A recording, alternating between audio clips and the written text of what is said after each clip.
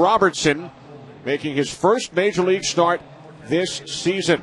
Reach for the perfect balance of flavor and refreshment. Budweiser, the great American lager. Jason Bartlett steps in against Robertson, who has come out of the bullpen for Jim Leyland 21 times this season. Has been on the disabled list twice, underwent elbow surgery in June, has made 5 rehab starts with AAA Toledo. And Robertson's first pitch to Bartlett, a called strike one.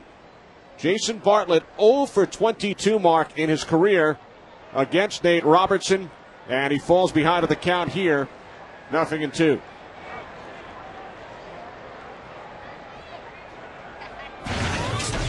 Here's the stats this year, all out of the bullpen for the Detroit Tigers. Robinson, plenty of starts in his Tiger career. Started 28 games last year for Detroit. Just missing low. 1 ball, 2 strikes. His last appearance with the Tigers back in late June in Houston. And then placed on the disabled list in June. Our sprint pitcher profile for Nate Robertson. Well, he was terrific in AAA on the rehab assignment. His last 14 2/3 inning, he only gave up 1 run. So he feels like he's back, and the Tigers are hoping so. And this is the game within the game, right out of the gate, Kenny, with Bartlett. Cabrera, Robertson covering, head first slide, and Bartlett is now 0 for 23 in his career against Robertson. Here's a kid hitting .341, but Nate Robertson has absolutely owned Jason Bartlett, and it continues here. You love the effort from Bartlett. He's thinking, man, if I could just get an infield hit against this guy. He gives the dive, but a good job by Robertson getting over and doing his job, becoming the first baseman. So with 1 away, here's the left fielder Carl Crawford, the most valuable player of the All-Star game in St. Louis last month. Crawford missed a couple of games this week with a sore back. Returned last night. Went 1 for 4. Robertson capturing the outside corner. 0-1. C.B. Buckner, the home plate umpire. Mike Everett working first base. Ryan Gorman out at second, and the crew chief, Jerry Davis, is at third. Crawford, like Bartlett, falls behind, 0-2. And also the Rays, even though they're 11 games over 500 on the season and only 4.5 out of the wild card, they're a game under 500 against left-handed starters. So Jimmy Leyland going to run Nate Robertson out there and hope that can continue. 1 ball, 2 strikes.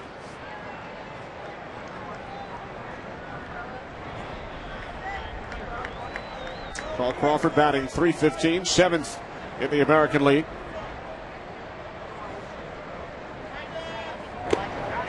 Crawford down on strikes. First strikeout for Robertson.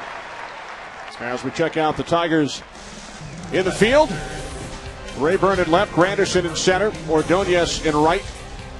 Around the infield, Cabrera, Polanco, Everett, and Brandon Inge, with GERALD and LARD behind the plate. The battery of Robertson and LARD.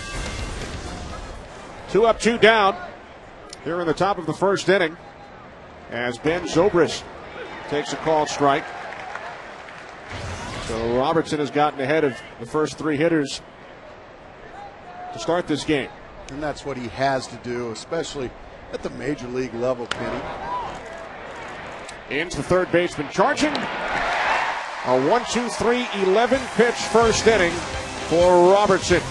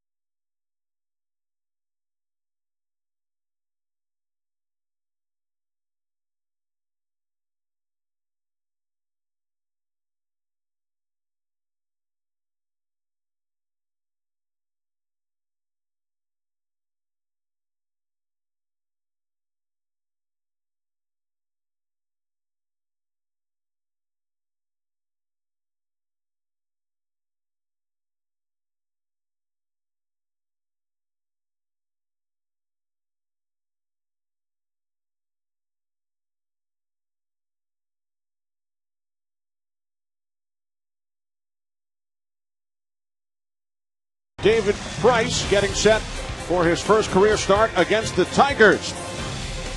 The Detroit batting order brought to you by Taco Bell. Think outside the bun. Curtis Granderson leads off, followed by Placido Polanco. Maglio Ordonez hits third. Miguel Cabrera in the cleanup spot. Then to DH Marcus Timms. The left fielder Ryan Rayburn will hit sixth. Brandon Ings, the third baseman, bats seventh. Then the catcher Gerald Laird.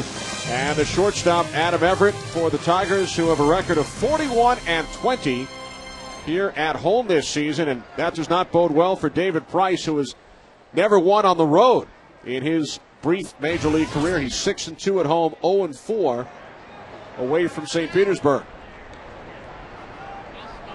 Curtis Granderson leading off for the Tigers here in the bottom of the first inning. First pitch, he fouls it back to the screen. 0-1.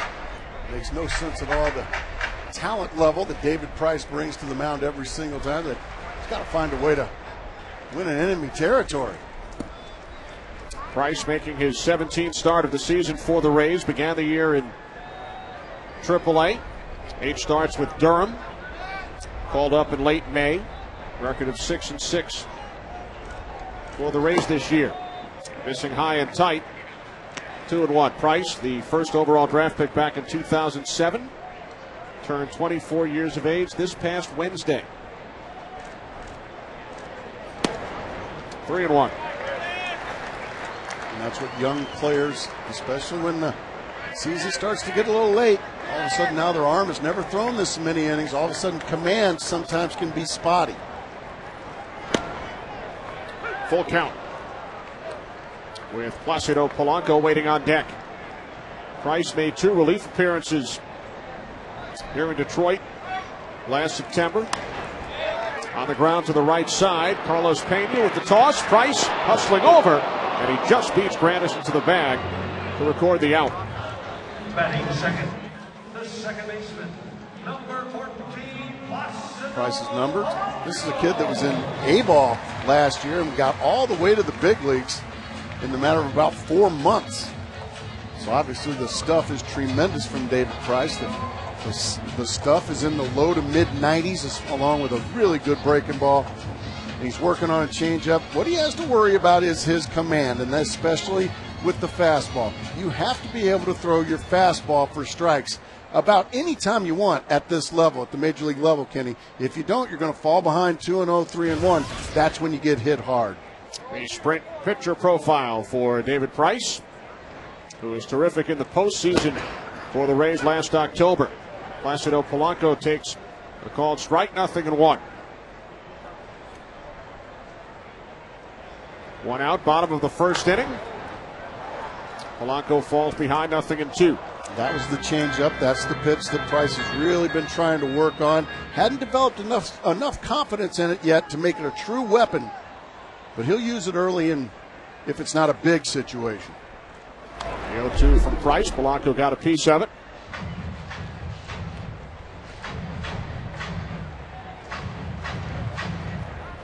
Dodgers with an early lead in Cincinnati. Yankees over the White Sox earlier today, 10-0. A lot of happy Tiger fans over that one. Right field, Gabe Kapler, 2 out.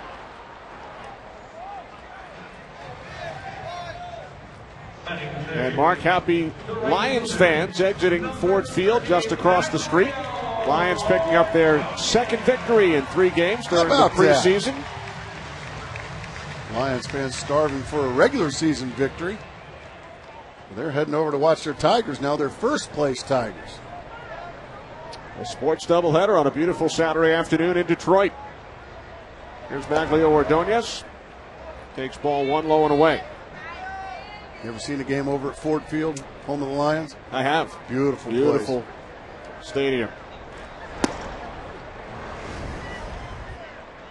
Peyton Manning started the game for the Colts today, 12 of 15 with a touchdown. Who will start at quarterback for the Lions this season? Will it be Matthew Stafford or the veteran Dante Culpepper? Ordonez takes a called strike. 2-1. It was the third-string quarterback, Drew Stanton, who threw the game-winning touchdown earlier today, and then the Lions won it thanks to a 2-point conversion, 18-17 over the Colts. I I think it's time to let the Drew Stanton era begin here in Detroit. The Drew Stanton era? Absolutely. Or the Matthew Stafford era? Drew Stanton. I'm a front runner, Kenny. Full count. 3-2 on Ordonez.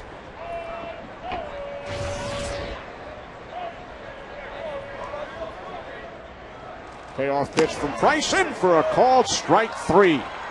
So Price retires the Tigers in order on 16 pitches in the bottom of the first.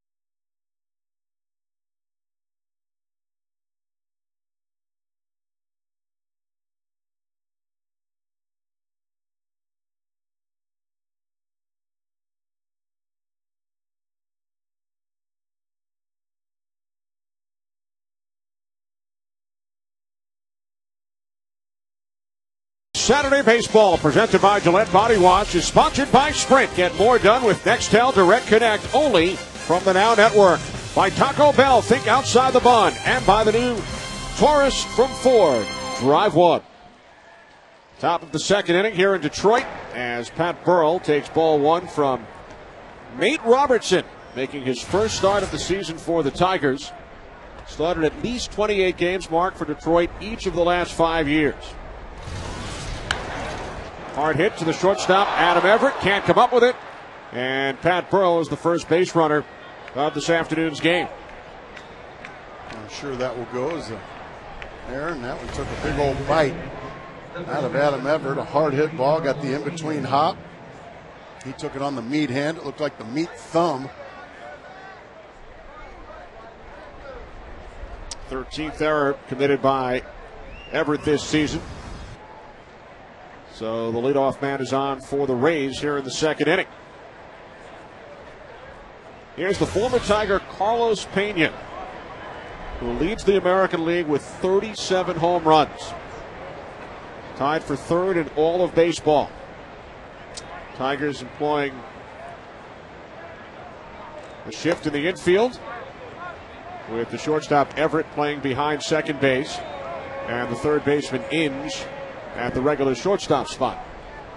Even the shift when you're holding somebody on, hardly any room at all to get it through the right side. Still plenty of room just to the right of second base.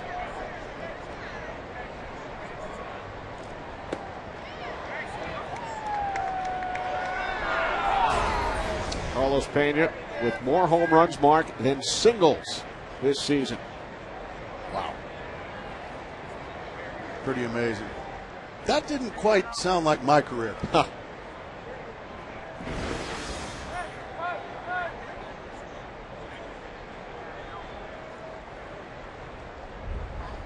Here's the 2-0 to Pena.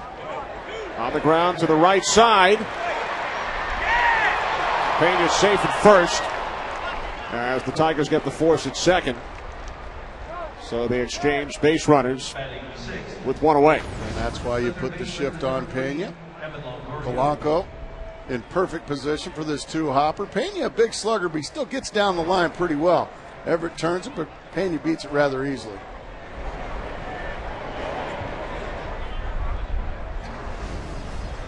So with Pena on at first, here is Evan Longoria. Last year's American League Rookie of the Year, batting .267 this season.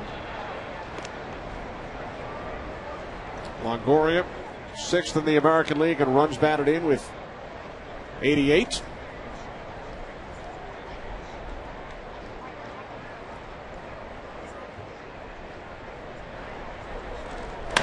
Up the middle, base hit it to center field. Pena heading for third. And he is in. So the Rays threatening here in the second inning with runners on the corners and only one out. It's just so impressive to watch these Tampa Bay Rays and how aggressive they are. Longoria whacks it right back up the box. That's the first part of the good stuff. And then Carlos Pena, their slugger, he have 37 home runs with 91 RBIs. I'm not satisfied with saying I'm going to go to third on Granderson. And now he can score on an out instead of a base hit. That is so impressive.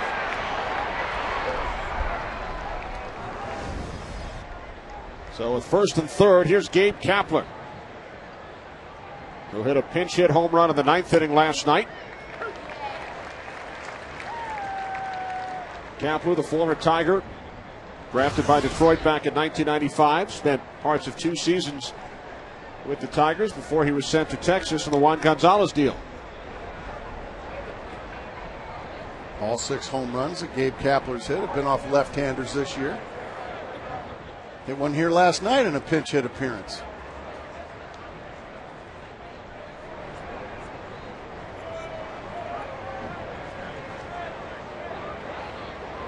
Pena, the runner on third. Longoria over at first.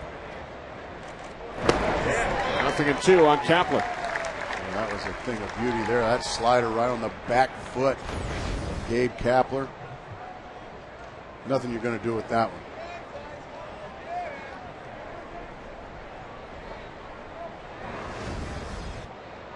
Right now, if you're Gabe Kapler, you're just looking for some kind of contact. You run well, you're tough to double up. Got to try to find a way to put it in play. Robertson missing inside, 1-2.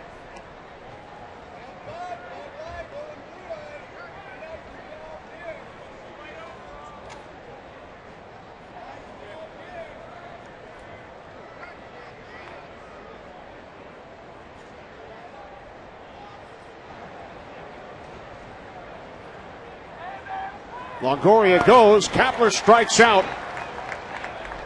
No throw from Laird. So the Rays now have runners on second and third with 2 away.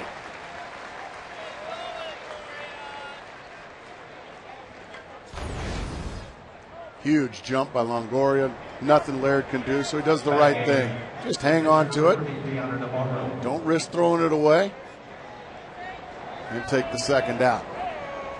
For the Rays, mark, that is their 165th steal this season, which extends their franchise record. They lead the major leagues in stolen bases, thanks in large part to Carl Crawford's 54. So with 2 away, here's the catcher, Gianna Navarro. He takes low and inside, ball 1. And Joe Madden sends us back to the 80s and early 90s when it comes to that. There for a while when baseball, because of they call it the steroid era, it just became 3-run homers were just at a premium, and managers started to disdain the stolen base. No, I'm gonna play for the 3-run homer because they came a lot. Well, because of testing, and thank goodness because of testing, homers are coming back to earth a little bit. So now managers like Joe Madden, Mike Scioscia, Ron Gardenhire, the Twins, getting back to the stolen bases, and I like that. The Rays actually do both. They have 165 steals and 165 home runs. And that's why they're going to be right in the thick of this thing all the way through September. Well, a couple of years ago, I don't think you'd ever say you expected the Rays to be playing big games in September. 3-1 now on Navarro. A franchise that finished in last place 9 of their first 10 seasons. And then a remarkable 2008 campaign. They won the division, advanced all the way to the World Series. The 3-1, right into the glove of the shortstop, Everett, atoning for his error earlier in the inning. So the Rays strand runners on second and third. Miguel Cabrera will lead off for the Tigers when we return.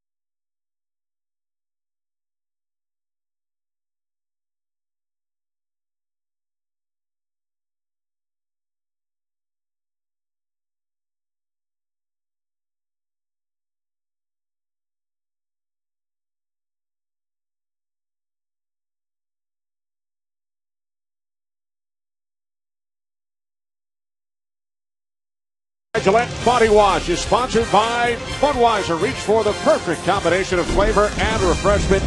Budweiser, the great American lager. A look at the statue of the great Al Kaline. As we welcome you back, there's Al in the press box. Tiger legend. Won a batting title at what, 19 years old? 399 career home runs. As Miguel Cabrera takes ball one from David Price.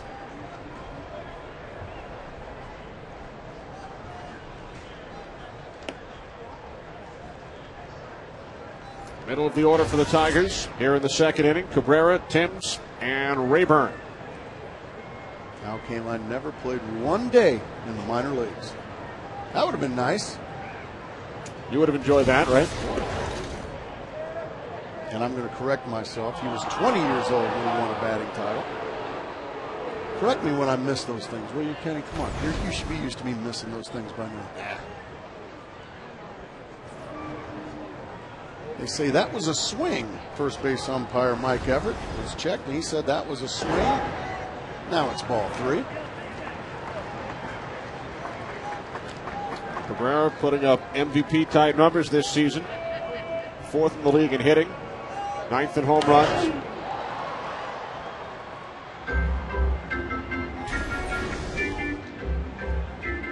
Recently hit his 200th home run. 5th Venezuelan-born major leaguer to reach that mark. Bounce to the second baseman, Iwamura, making his return for the Rays today, and Cabrera is retired. Joe Madden excited to have Iwamura back. Missed 81 games, underwent left knee surgery back in late June. He was so instrumental in their run last year to the World Series. Knee injury sidelined him for nearly 3 months. 0-1 on Marcus Timms. Just 1 for his last 19 against left-handed pitching. Iwamura taking the roster spot vacated by Scott Kazmir, who was dealt, as we touched on in the open, to the Los Angeles Angels last night in exchange for 2 minor leaguers and a player to be named later. We got to talk with the skipper Joe Madden about that, and we asked him, a lot of teams don't, when they're chasing a postseason spot, they don't get in the habit of trading their most successful pitchers. That one's hit to short. Backhanded by Bartlett. He fires across. What a play. Gorgeous play by the shortstop, Jason Bartlett. That's why he's in the ball game. Yeah, he has had 0 success with Nate Robertson, the Tiger starter. But he can still do this. He can help you win games on the defensive side of the ball. Deep in the hole, deep to his right, and a nice play. Yeah, that'll get your pitcher fired up. Atta baby. Bartlett, the team MVP last season. Despite hitting .286 with 1 home run on a team that reached the World Series. Thanks in large part to his defense. We take a look back at some terrific defensive plays made by the Rays shortstop earlier this season. Ryan Rayburn at the plate, the Tigers left fielder. Born in Tampa, originally drafted by the Rays back in '99, but he did not sign. Selected by the Tigers 2 years later. Easier play for Bartlett. A 1-2-3 second inning, only 13 pitches needed for Price. No score through 2.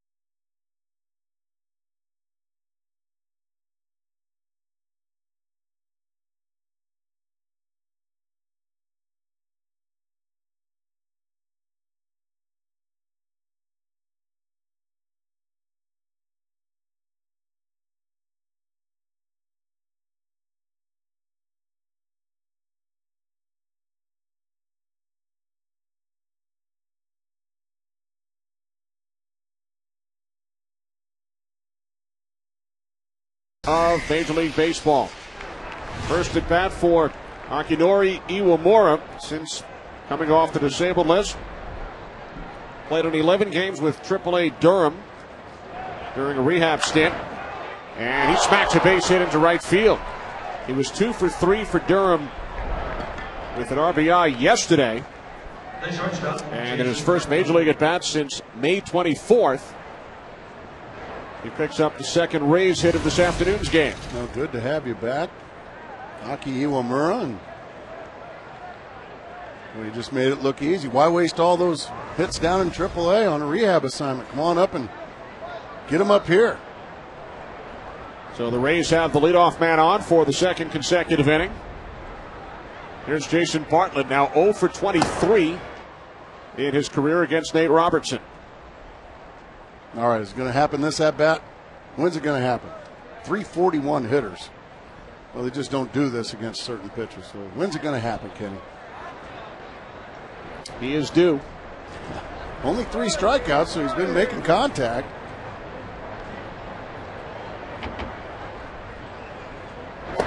The 0 for 23 represents the most at-bats without a base hit for any active player in the major leagues against any one active pitcher.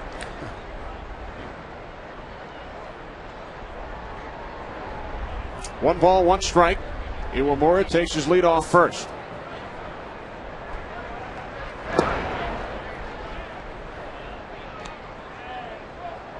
And you might expect that with lesser hitters against maybe like a CC Sabathia or somebody like that. But a guy that's the established hitter that Bartlett is, and of course a guy that's struggled the last couple of years, and Nate Robertson. Even a Mariano Rivera gives up a bloop single every so often. I know that feeling. You know, if Robertson retires Bartlett, his next 4 chances, he'll have pitched a no-hitter against one batter. Didn't think of it that way, but you're right. 3-1.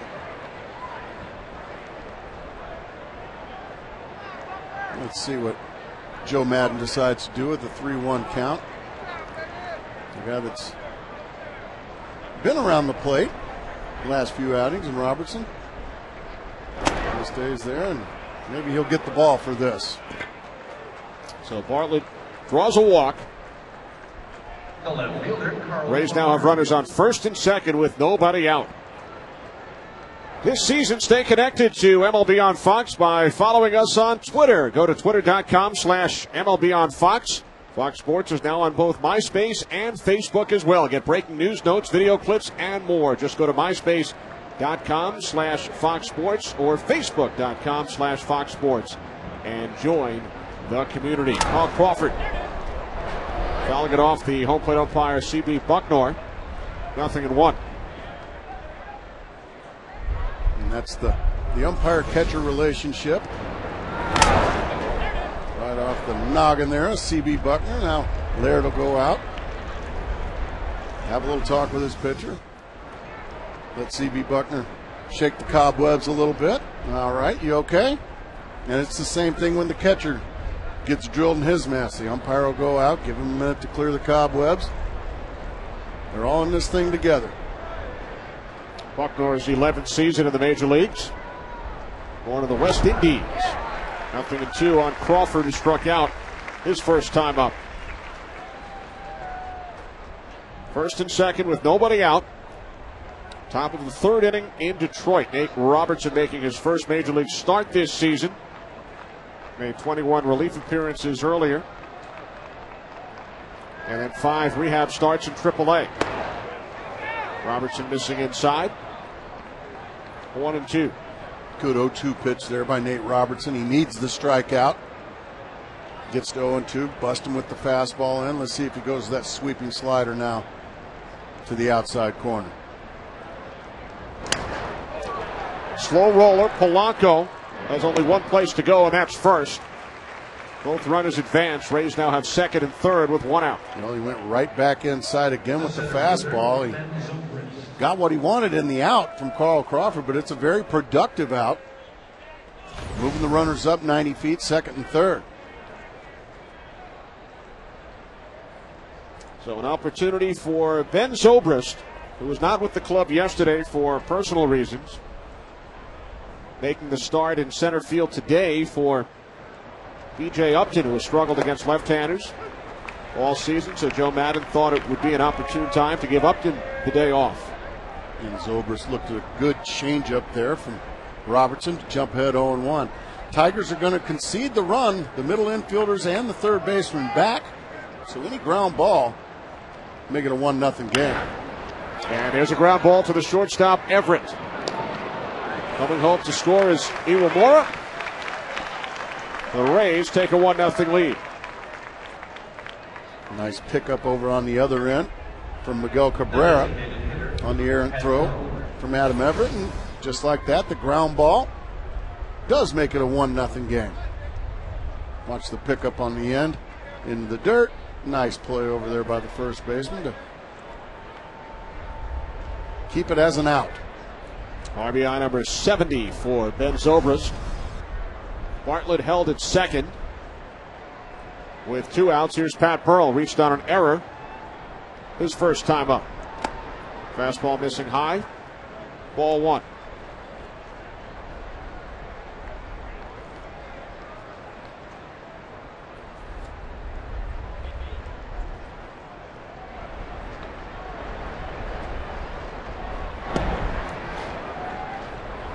Now 2-0 on Burrell.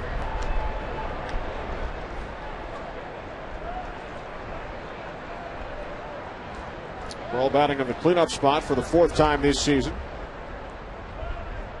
His first year with the Rays after 9 seasons as a member of the Philadelphia Phillies. Had some big years with the Phillies. Averaged 31 home runs and 99 runs batted in over the last 4 years. And in the second half of last season, there might not have been a better player in the National League. Oh, he got a fastball to hit there. Bell tie down the middle, had a good rip at it, fouled it straight back. Well, the pitcher doesn't get away with those too often against Pat Burrell.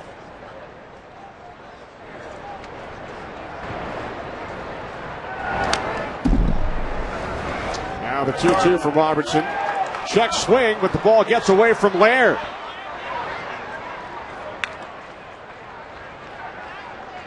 So Burrell on at first, and Bartlett moves over to third. That's just that should go as a pass ball. That's a play that Gerald Laird will tell you, I got to catch that ball 49 times out of 50. It's not even in the dirt, but it gets by. And a free base runner to set up. Well, Carlos Pena's got 37 home runs and 91 RBIs, so a huge break there for the Rays. Third strikeout for Robertson, but the inning will continue. First and third for Carlos Pena.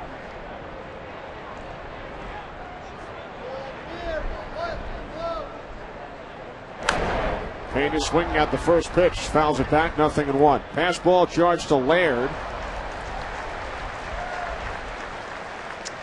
So instead of getting out of the inning on the strikeout, Robertson now in a first and third situation with the leading home run hitter in the American League at the plate. And that 4th out is just always so difficult to get for a pitcher. You try not to have that mental letdown. Golly, I just got the strikeout. I should be in the dugout. Now I got to face Carlos Pena. And Pena rips a base hit into right field. Scoring is Bartlett. Over to second is Burrell. So the Rays with their second run of the inning. An inning that could have ended a couple of moments ago. But the pass ball charged to Laird allowed Burrell to reach, and now RBI number 92 for Carlos Pena. And right on cue, just as we said it, Carlos Pena gets a slider that stays up. He just hooks it through the right side, through the shift. Polanco and Cabrera can't get there. And once again, that elusive 4th out that Nate Robertson's trying to get. The second Tampa Bay run is unearned as Evan Longoria takes strike 1. It certainly doesn't get any easier. Longoria, he have 88 RBIs, stands in.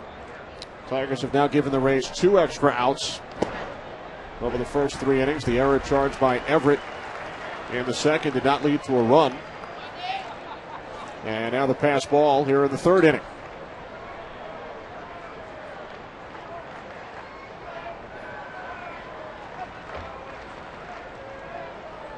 The 0-2 to Longoria. Robertson missing inside. 1-2.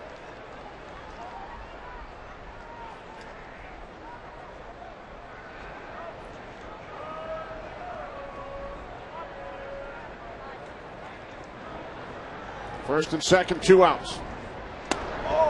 Another fastball missing inside. 2 balls, 2 strikes. You can see he's trying to pound Longoria in. Longoria loves to get those big arms extended, loves the ball out over. Robertson trying to crowd him, stay right in on his belly button there. Just missing inside.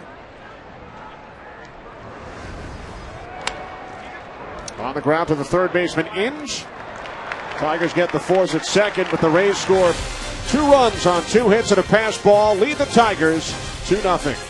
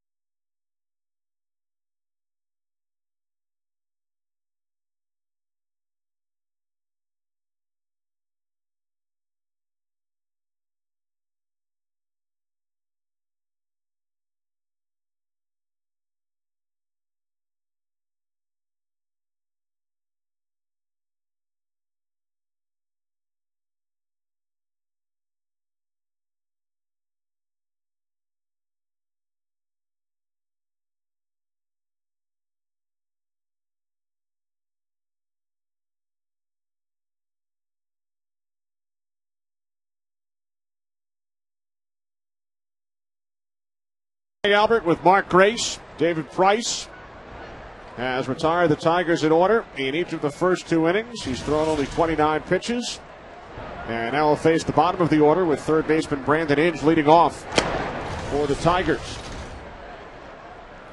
Inge last night, Mark, hit his 25th home run of the season.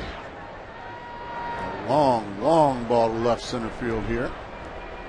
Tigers now have 3 players with at least 25 home runs. Cabrera with 27, Granderson and Inge with 25. The only other team in all of baseball with at least 3 players with 25 home runs, the defending world champion Phillies. And the Tigers have their first hit, and their first base runner is Inge, leads off the 3rd inning with a single into left field. The catcher, GERALD.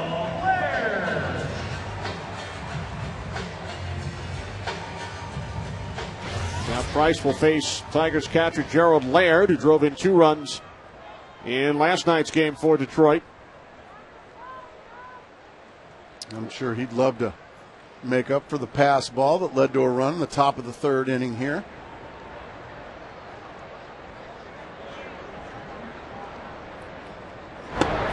Laird takes a called strike. Laird, despite the pass ball today, having a terrific season behind the plate, has thrown out 27 players attempting to steal, most in all of baseball.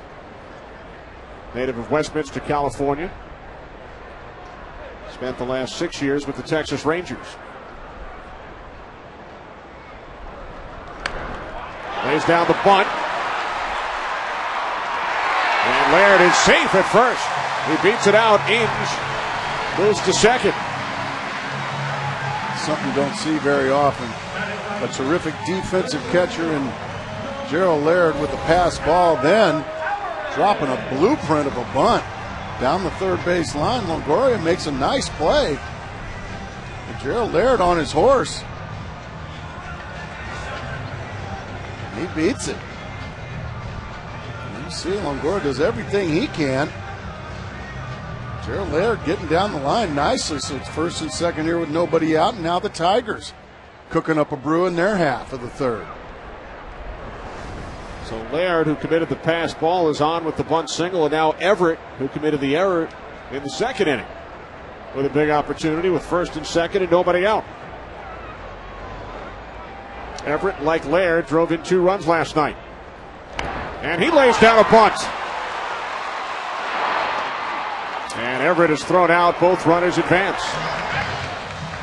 What a pretty play that was.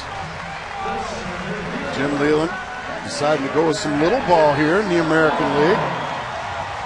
And it's working to a charm. Another nice play by Longoria just to keep that from being a base hit from Adam Everett. Score that a sacrifice. Everett now leads the league with 11 sacrifice bunts.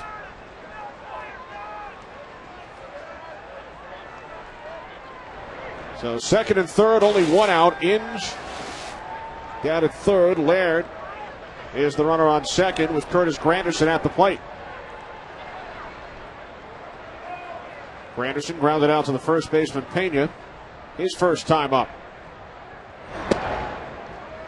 Well, not much you're going to do with that thing of beauty right there. A fastball knee high right on the outside corner from the youngster Price. Granderson batting just 179 against left-handed pitchers this season. This time the Rays are conceding the run. Any ground ball, make it a 2-1 game. 96 miles an hour from Price.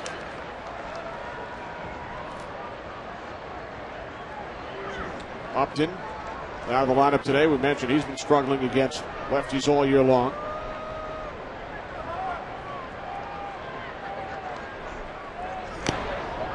That was the pitch to hit right there. Belt high right down the middle. Granderson put a good swing on it.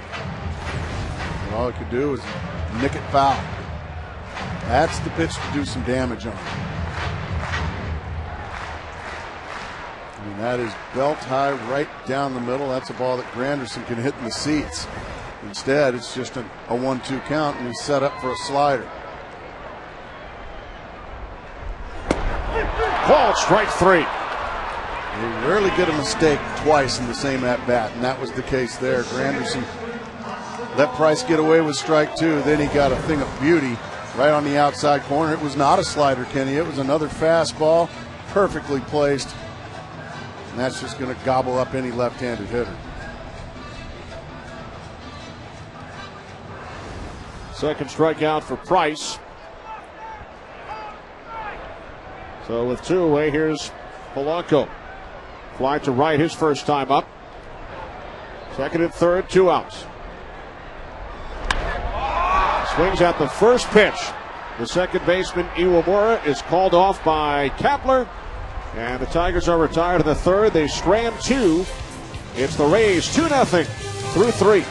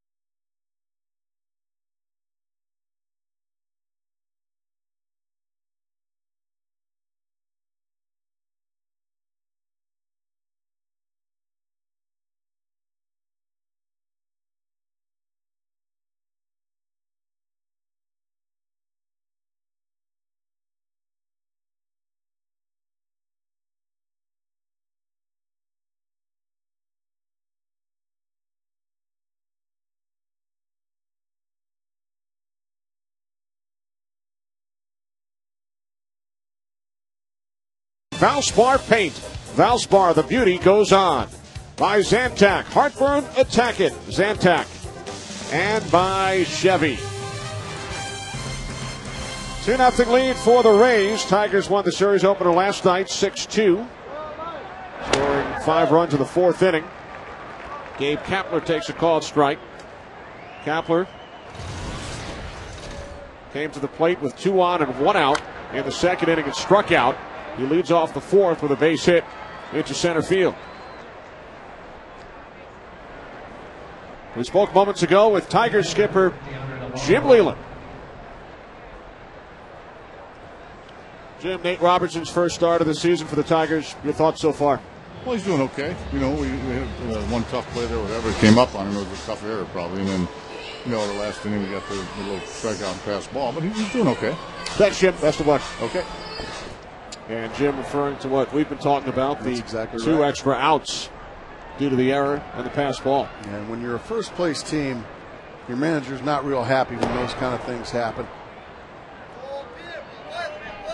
You're going to make outs. You're going to leave runners on base, but errors usually get under a manager's skin. So what he's saying is, yeah, Nate Robertson, I think he's throwing the ball pretty well. We just got to make some plays behind him.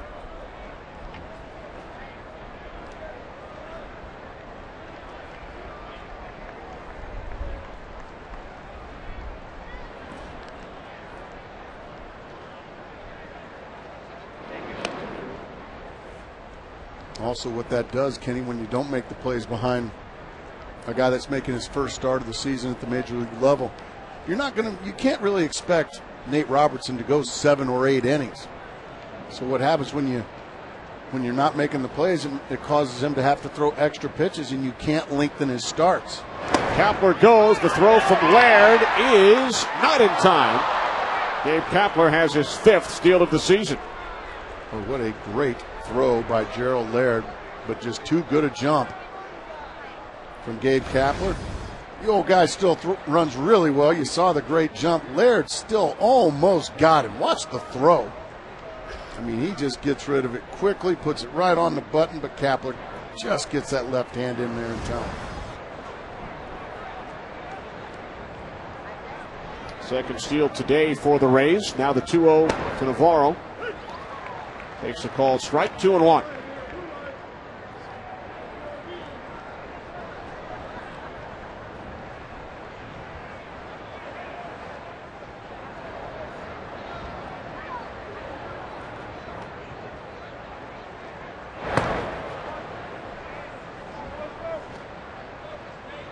Rays with a runner in scoring position. Nobody out, top of the 4th inning.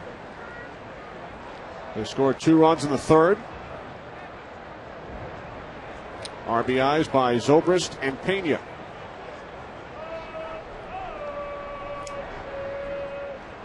The 3-1. Navarro bouncing it to Inge at 3rd. He looks Kapler back to 2nd. Throws across for the first out of the inning. Time now for a DirecTV game break. We take you to Yankee Stadium in the 5th inning. Paul Konerko with a ground to the 3rd. Nice play by Alex Rodriguez. And then A-Rod would come to the plate in the bottom of the 8th inning. Takes Tony Pena deep, his 23rd of the season. Yankees over the White Sox for the 2nd consecutive day. 10-0 the final. Yankees pick up their Major League leading 81st victory of the season, following the walk-off home run off the bat of Robinson Cano last night. Tigers lead the Central with 68 wins, hoping to get back to the postseason after finishing in last place in the division a year ago. Well, with the White Sox losing, an opportunity for the Tigers to put a little more distance between them and the White Sox. Minnesota starting to get back in the thick of things after struggling in August.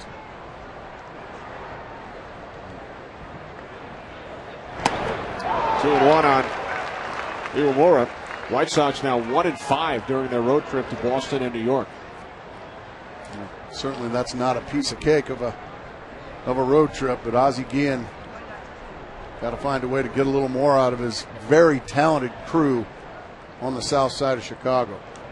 White Sox will host the Red Sox on Fox 1 week from today. The 2-1 fouled off to the left side. How about this stretch the Rays are in? This the second of a 17-game stretch against the division-leading Tigers, the division-leading Yankees, and the wild card-leading Red Sox. 17 straight games against those three clubs. Yeah, it's never easy, especially in the American League East. Right center, long run for Ordonez. He makes the catch, crossing in front of Granderson for out number 2. I thought Jim Leyland had a very interesting comment about the Rays as we take a look at their upcoming schedule, their next 5 series, including this one. Leyland was asked about the Rays yesterday. He said they're just as good as they were last year, but you look at who the Yankees added during the offseason, CC Sabathia, A.J. Burnett, and Mark Teixeira. Yeah, they did not add those kind of premium free agents. Here's Bartlett, who threw a walk his last time up, so he remains 0 for 23 against Robertson. That was a great pickup for the Tigers. That's Edwin Jackson. Well, he's been terrific. But, yeah, these Rays, especially in the East, you know, you're going to win the East, I mean, you've got to go through some awfully good teams. Obviously, the Yankees, the Red Sox. People forget that Toronto is a sneaky good ball club. They're a very good offensive ball club. Robertson missing inside, and the Rays have had great success against Toronto this season, 11-4 against the Jays. And they've also gone 13-10 against the Red Sox and Yankees combined. So the Rays have actually fared very well within their division. They've struggled on the road this season. Rays are 21 games above 500 at home, 10 games under the 500 mark on the road, similar to what the Tigers have gone through as well. Got to find a way to get a little bit of consistency from especially his offense on the road.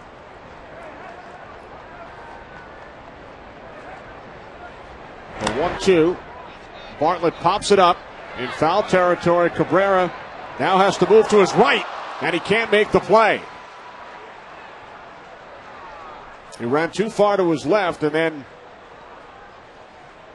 was unable to make the catch, so Bartlett stays alive. Well, that's also a situation where Polanco, the second baseman, got to get over there as well, and they've got to be communicating. If you see the wind really kicking up, starching Old Glory out in center field. And you just see that Cabrera overran it, and Polanco wasn't there to have his back. So Bartlett stays alive. Kapler, the runner on second, 2 outs. No error charged on the play.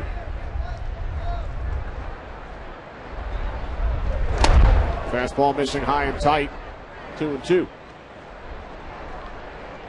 But the reality of it is, though, Kenny, that this is another situation where Nate Robertson's going to have to get that 4th out. At the major league level, no, it wasn't an error, but the major league level, that's got to be an out. Ball's got to be caught. 3rd straight inning, Robertson must get a 4th out. His pitch count starting to pile up.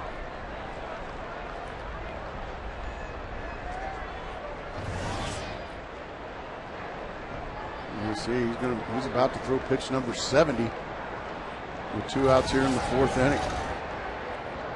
And he's working on 3 days rest. A called strike 3, so Bartlett is now 0 for 24 against Robertson.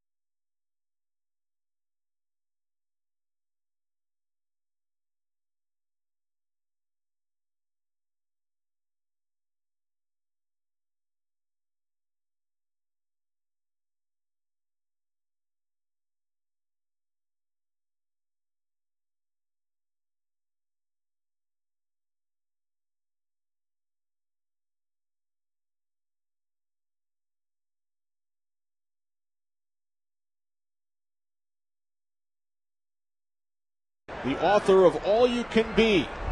Dream it, draw it, become it. Book illustrated by fourth graders around the state of Michigan. Great job by Curtis. Well, you wouldn't expect anything less from a class act like Curtis Granderson. Off the glove of Price. And scrambling back to cover first was Pena, but Ordonez beats him to the bag. Well, that's going to go as a base hit for Ordonez. It's a nice play by Price just to knock it down, but Carlos Pena, he thought he had to come in and get it, and you could see that David Price was waving him off. Get back there, let me get it to you. And then he steps and he can't find the bag. By that time, Ordonez is safe. I got it. As a former Gold Glove first baseman, what would you have done on that play? On that play, I would have probably just gone to the bat. I mean, you can't blame Carlos Pena being aggressive. He thought the ball was probably deflected a little firmer towards him. That's one of those tough plays. I could have, just taken the lazy way. I'll just go to first base. I don't need to worry about that ball. So the Tigers have the leadoff man on for the second consecutive inning. Miguel Cabrera at the plate, grounded out to the second baseman Iwamura, his first time up. And he sends this one into center field. The catch is made by Zobrist as Ordonez returns to first. Well, a bullet off the bat from Miguel Cabrera, but it was right at Ben Zobrist in center field, so a tough break for the Lions. Lions? I got Lions on the mind. They're Tigers here. Lions are across the street. Come on, Kenny. You're still thinking about Drew Stanton? That's right, the Drew Stanton era. How about the Jackson Grace era, which got underway in the Valley of the Sun early this morning? My son, who is 8 years old, had his very first tackle football game out in Arizona. You have to play him early out there. 8 a.m. start. And he was in on at least one tackle, we are told. He was in on one tackle, yes. That's 8 a.m. is really not prime time. So you won't be doing those games, Kenny. You'll be doing the NFL for Fox. Well, we could be watching Jackson in about 14 years.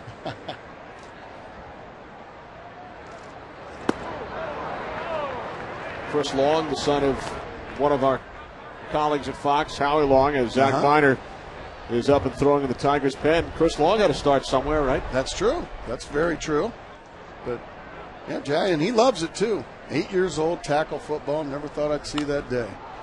Marcus Thames, a towering pop-up. Pena runs over the mound and then lets Bartlett handle it for the second out of the inning. Well, it gets underway on September 13th. Season begins with a Fox NFL Sunday doubleheader. Cowboys take on the Buccaneers. Brett Favre and the Vikings battle the Browns. Check local listings for the game and time in your area early, and then the doubleheader game late. America's #1 pregame show returns at noon Eastern, 9 a.m. Pacific. Check local listings for the games and start times in your area. Where can I tune in to see and hear you, Kenny Albert? I will be in Tampa week 1 for the Cowboys and the Bucs, as Ryan Rayburn takes ball 1. Joe Buck and Troy Aikman will have the Giants and the Redskins. Brett Favre's regular season debut with the Vikings from Cleveland.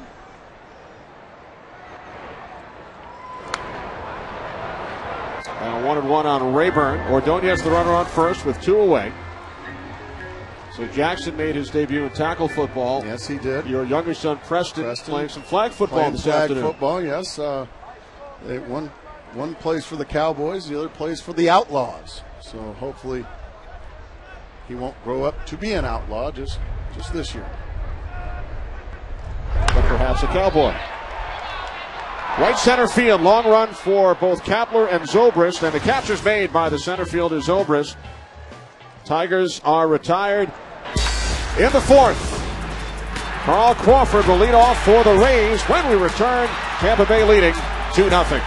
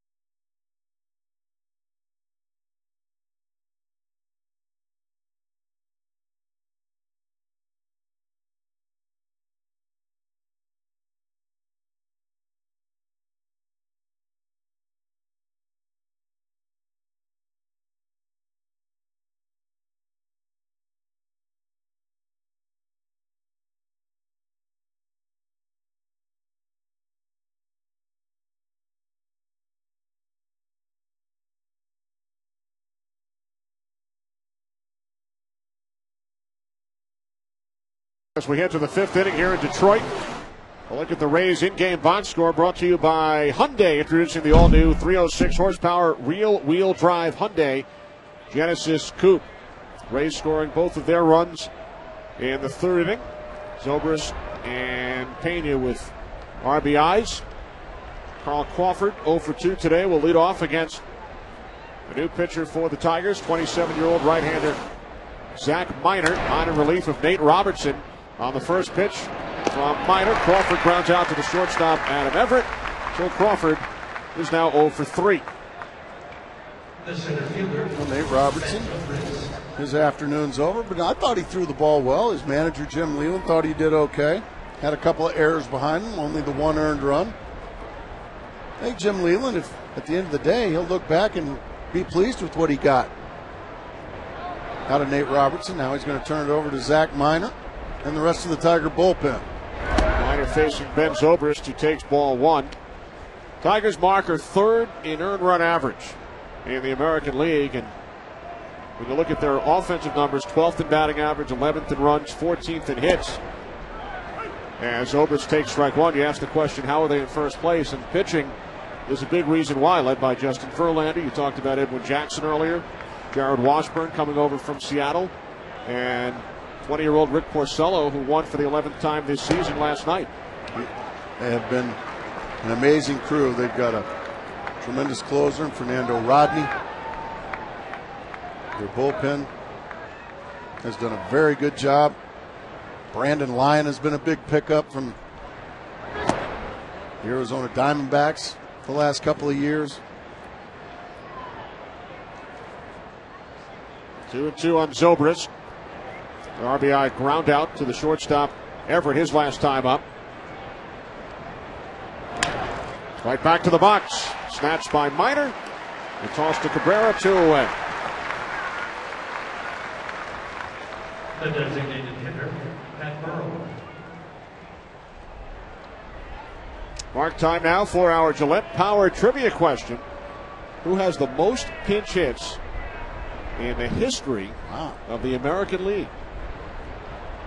That's an interesting question, only because the pinch hitters, you think of pinch hitter hitting, you think of the National League because of the pitcher hitting.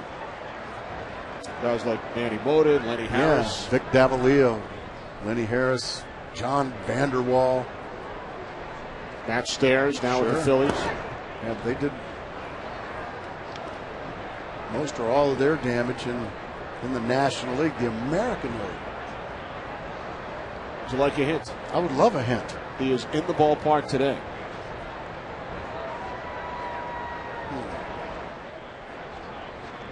The 1-1 to Burrell. Would you like another hint? Well, we saw Al Kaline, but it wouldn't be him. He was the guy that played all the time. Am I getting warm? You would have been very warm about an hour before the game. Oh, okay. Okay, that one sealed it for me. He was in our presence in the broadcast booth. That's good. Give the viewers a couple of minutes to think about it. People are going to enjoy this answer.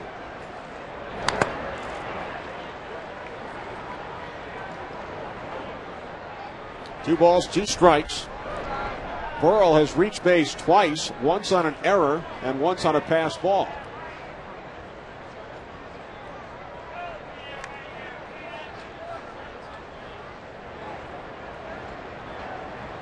How often do you see a player go 0 for 2, yet he's been on base twice? Taking full advantage. Takes inside from Minor, full count. This is what these dangerous guys like Pat Burrell do. They've got good eyes at the plate. They can turn a 1-2 count all of a sudden into a 3-2 count. Maybe get a pitch they're liking and then really hammer you. Minor missing high. Jared Laird appealing down to the first base umpire, Mike Everett, who says ball 4. So Burrell draws a 2-out walk, and he's on base for the 3rd time. No hits, but on base for his 3rd time. But that's the dangerous thing by being on base. He continues to give Carlos Pena opportunities. Pena Singled in a run in the third inning. His 36th single. We mentioned earlier, Pena has more home runs, 37, than singles, now 36. Leads the American League in long balls.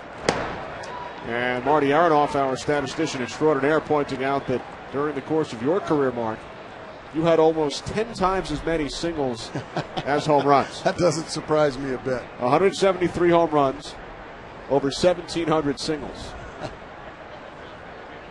Yeah, usually for me to get enough singles for my homers, that was usually over the first couple of weeks of the season. Pena, despite the home runs, batting just .221, and you look at the lowest batting average by a league home run leader since 1920. You have to go back to Dave Kingman with the 82 Mets. 37 home runs, batting average of .204. Dave Kingman, the answer to one of the all-time great trivia questions. Which is? Once played in all 4 divisions in the same season. Did he really? He got traded that often. Back when there were only 2 divisions in each league. He couldn't throw it low enough. Kong was a dead low ball hitter. He loved it right just below the knees, maybe even around the ankles. Just hit those 1-irons. Bounce to the first baseman, Cabrera, who will step on the bag, and that will do it for the Rays in the 5th.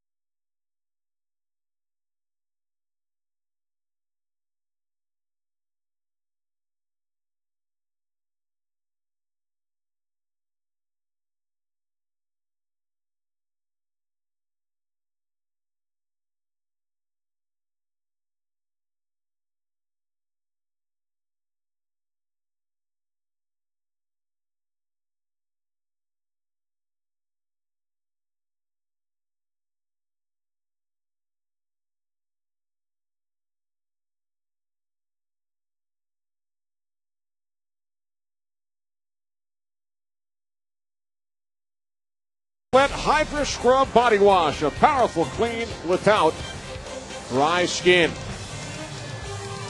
Bottom of the 5th inning in Detroit. Rays score 2 in the 3rd. They lead the Tigers 2-0.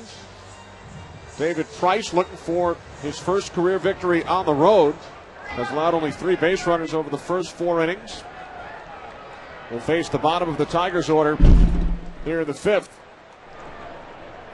We touched earlier on the trade last night. Scott Kazmir dealt by the Rays to the Angels last night. Tampa Bay's all-time leader in wins, innings pitched, starts, strikeouts. He's represented the Rays in 2 All-Star games.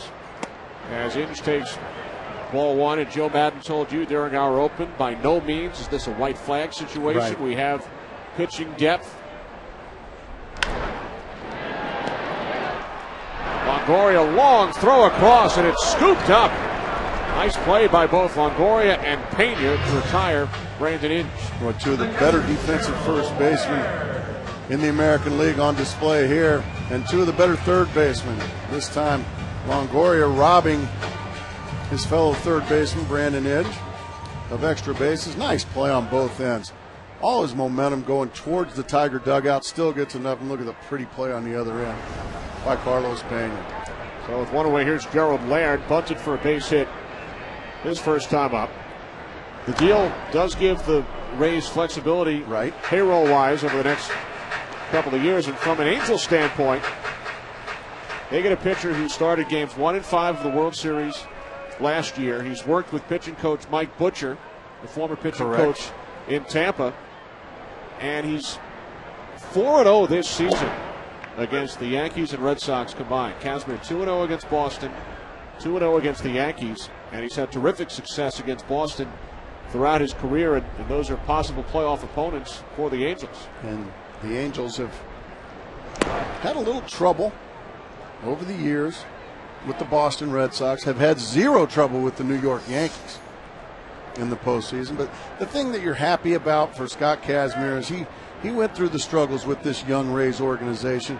Then he finally got to the World Series when he was a big part of everything that went down, the worst to first. So you're happy for Scott Kazmir that he was able to get rewarded in a Rays uniform. Which leads to the next question: who will replace Kazmir in the Rays rotation, as Laird awaits the 2-2 from Price. Shortstop Bartlett, 2 away. Well, whoever is going to replace Scott Kazmir, Kenny's going to have a tough time duplicating what David Price is doing here this afternoon. He has just breezed through 4 2/3 here in Detroit. Well, Joe Maddon asked that question by the media before the game.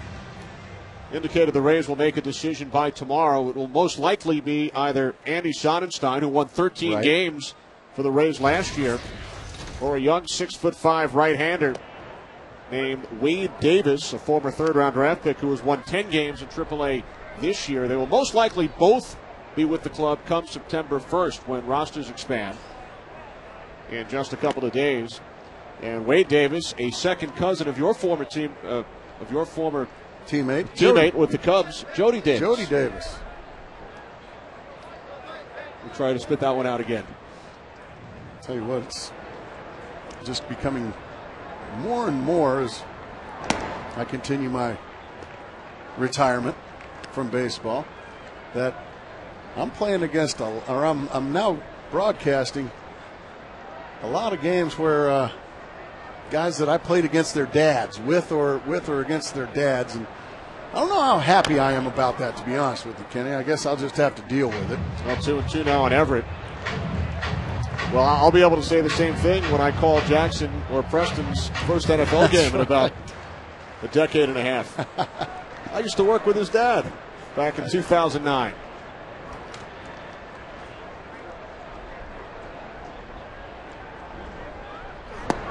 That's assuming I'm still working then. I was going to say we're getting ahead of ourselves talking about that. But. Well, when we were discussing Wade Davis earlier, and you played with Jody in the late 80s, sure. Wade was born in 1985. Everett down on strikes. A 1-2-3 fifth. Price thrown over 63 pitches through 5 innings.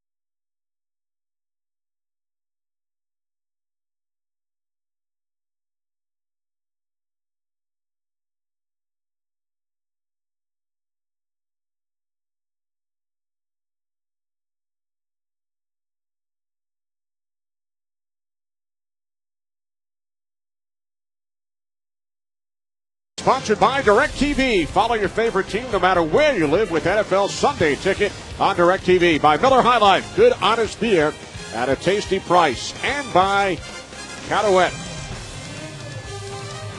We move to the 6th in Detroit with the Rays leading the Tigers 2-0. So the visiting team is on top.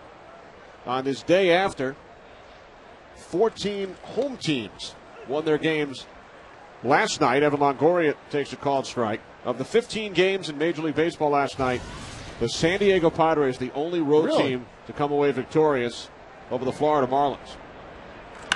Longoria on one hop. Everett. One away. We'll take you back to our Gillette Power trivia question. Who has the most pinch hits in the history of the American League? He is here today. He attends every Tigers home game, signs autographs, visits with fans. Gates Brown. Gates Brown, there he is. We were fortunate enough to meet Gates Brown. Boy, they had some great teams here. He was talking to us about old Tiger Stadium and the memories, playing with greats like Willie Horton. Spent his entire career with the Tigers, 1963 through 1975, member of the 1968 World Champion Tigers. Hit .450 as a pinch hitter that season. 16 career pinch hit home runs among his 107 pinch hits, and he was also the Tigers' hitting coach from 78 to 84. As Kapler takes a called strike from Zach Miner, 1-1. It just sounds like a ball player, doesn't it? Gates Brown.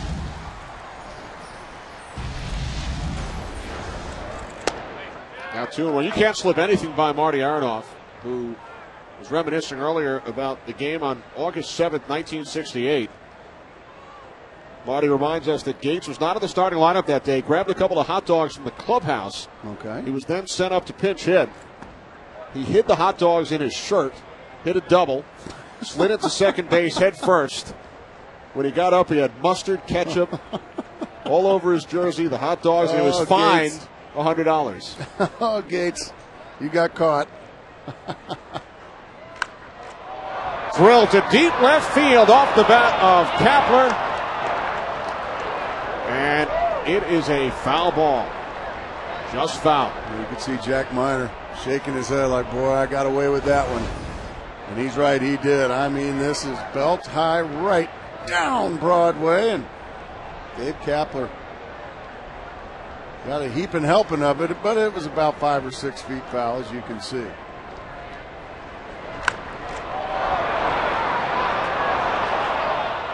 You mentioned earlier, Mark, all 6 of Kapler's home runs this season have come against left-handed pitching. Pops it up before infielders converge, and the catch is made by the second baseman Polanco for out number 2. The catcher, Leonard Navarro. It was almost the same story. This is last night. Do you call it the fair pole or the foul pole, Kenny? Well, it has been referred to as the foul pole through the Forever. years, but And why is it not referred to as the fair pole? I agree. And here's today, just missing it. I grew up and it's always been called the foul pole, but you're starting to, because now if you hit it, it's a fair ball, so it really should be called the fair pole. But how about the pole? Or in Boston, the pesky pole in right field. Navarro with a 2-out single to left.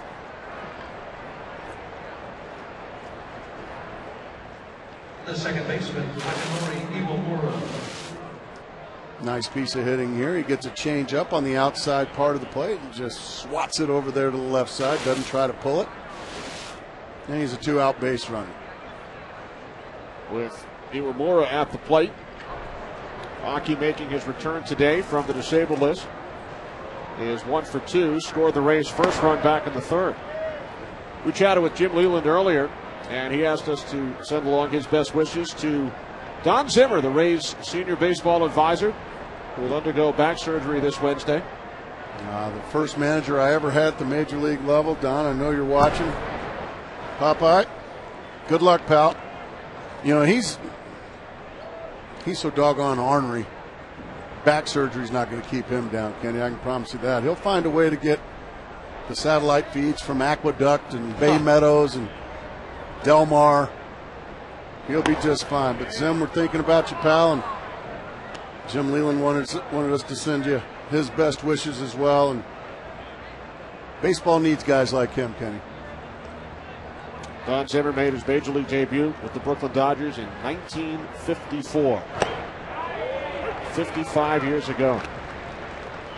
3-1 on Iwamura, and received just a great ovation on Old Timers Day at Yankee Stadium. Went back for the first time, wore the pinstripes, and was brought to tears. Iwamura draws a 2-out walk, so the Rays now with runners on first and second with 2 outs, and Jason Bartlett thrilled that he will not have to face Nate Robertson. Please give me somebody besides him. Now I can get back to being a 340 hitter. Bartlett today 0 for 2 with a walk, now 0 for 24 with 6 walks in his career against the Tigers starter Robertson. And he swings at the first pitch from Zach Minor. He does have a hit off Minor in his career. He's 1 for 6. 1 for 6 against Zach. I'll tell you what, it's been a tough combination. He's looking to give his team, and especially David Price, a little more cushion. Bartlett this season with runners on base batting .396. .413 with runners in scoring position. Well, that is some big company he's sharing that graphic with. Joe Mauer, Hanley Ramirez. What a year he's having down in Florida for the Marlins. Bartlett and Mauer, former roommates with the Minnesota Twins. Inge will tag out Navarro, and the Rays strand 2 more runners here in the 6th.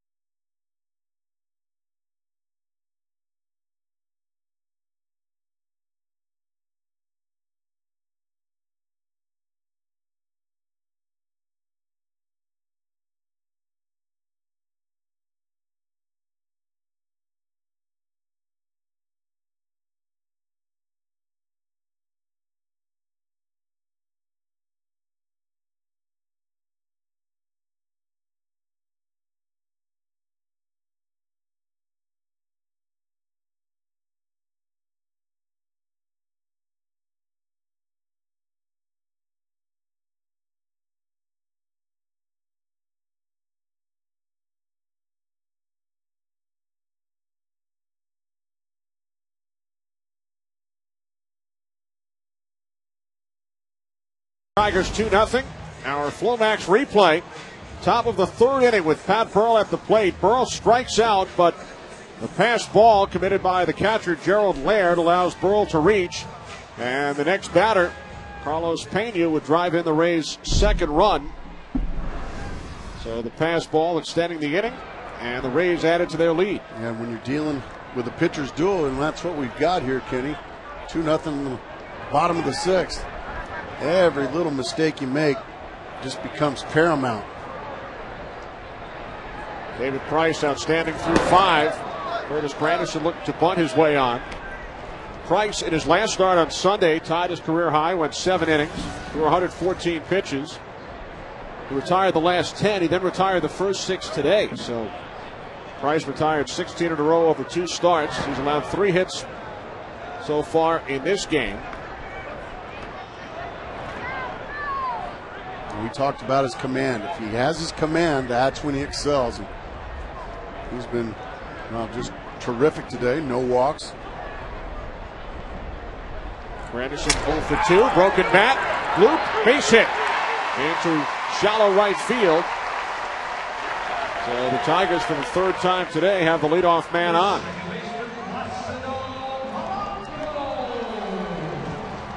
Well, through the Play Baseball Detroit campaign, Curtis Granderson has visited with over 1,000 inner-city middle school students to encourage youth baseball and softball participation and teamwork. Curtis is one of many current Tigers to give his time to this program. To find out more about Curtis's community endeavors, visit www.curtisgranderson.com. We showed you his book earlier. Yeah, just the kind of difference this guy makes on a daily basis. Placido Polanco takes a called strike. Curtis Granderson's book, All You Can Be, illustrated by 4th graders across the state of Michigan. Curtis grew up in Chicago watching Mark Grace play baseball. He's the son of a pair of teachers in the Chicago area. Doing a terrific job in the community here in Detroit. Polanco drives one into the gap in left center. Zobrist able to make the play to retire Polanco, who flies out for the 3rd time. The right fielder, Maglio. Polanco got a good piece of it. Ben Zobrist in that massive center field area here at Comerica Park. A lot of room to chase those long drives down. Got to it easily.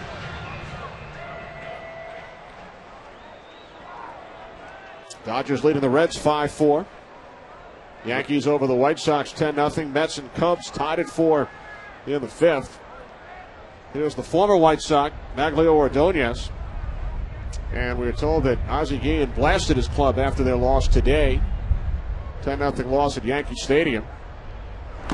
0-1 on Ordonez. Ozzie said after the game, everyone should be embarrassed. We had more errors than hits. Only 1 hit in the game for the White Sox. They committed 3 errors. I'm second-guessing myself, making out the wrong lineup every day. That sounds like Ozzie, doesn't it? We wouldn't have him any other way. White Sox slipping to 5.5 out, 5.5 games behind the Tigers now in the American League Central. And the one thing I really admire about managers like Ozzie Guillen, in this day and age, in this kinder, gentler world we live in now, especially in the sports world, it's all, you hear it all the time. We'll just have to put this in the rearview mirror and let's get them tomorrow. Ozzie ain't like that. No, I'm not ready to put this in the rearview mirror. We should be embarrassed. You guys played stinky baseball today, and I'm not going to tolerate it. And if I have to, I'll make wholesale changes. I'll put in a whole different lineup tomorrow. I like that.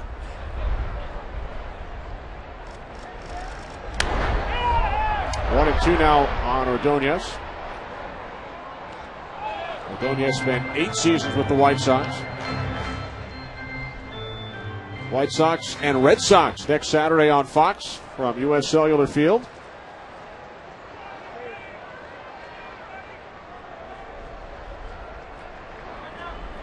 One of 3 games on the Fox schedule next Saturday afternoon.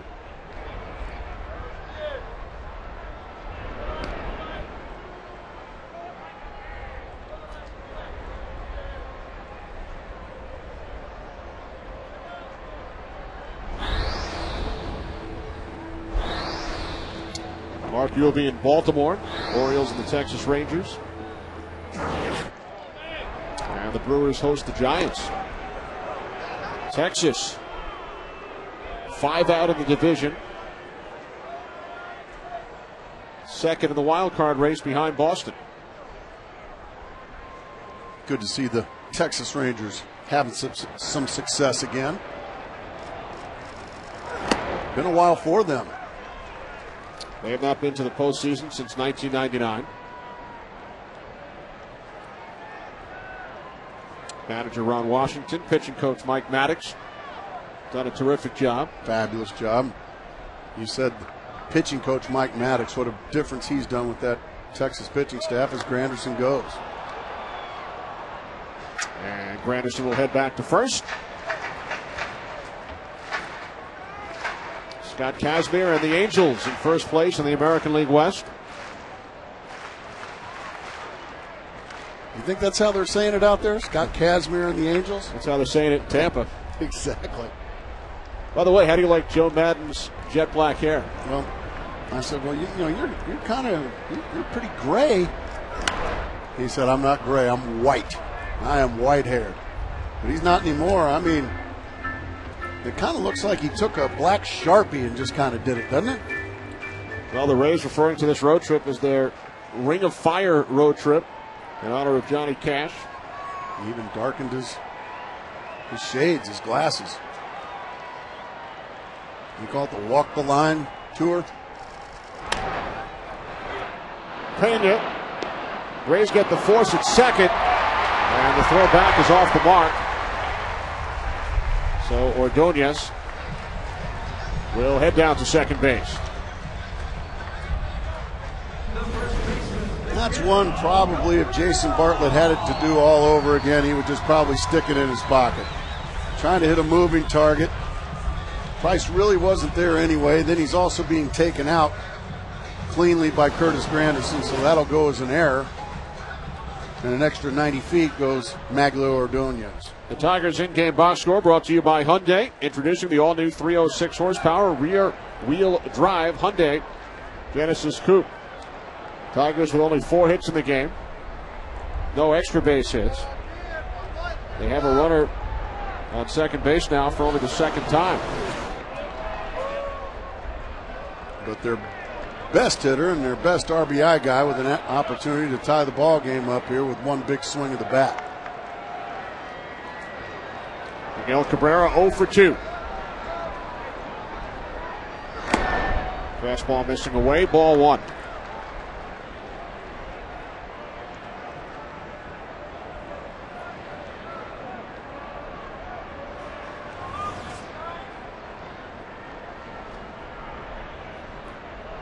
.76 pitches so far for Price.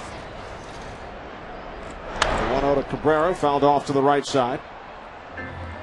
The Rays started this road trip in Toronto. They won 2 out of 3.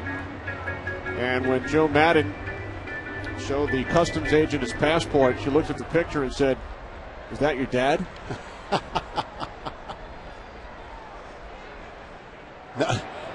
And with the sense of humor that Joe Madden has as well. Is that your dad? Just missed him. Carl Crawford said his manager, after dyeing his hair jet black, looks like a professional bowler. I like that. I like that from Carl Crawford. And we just got to get him one of those fancy bowling shirts. Carl said, "I can't name any pro bowlers, but he looks like one." 2-2 now on Cabrera.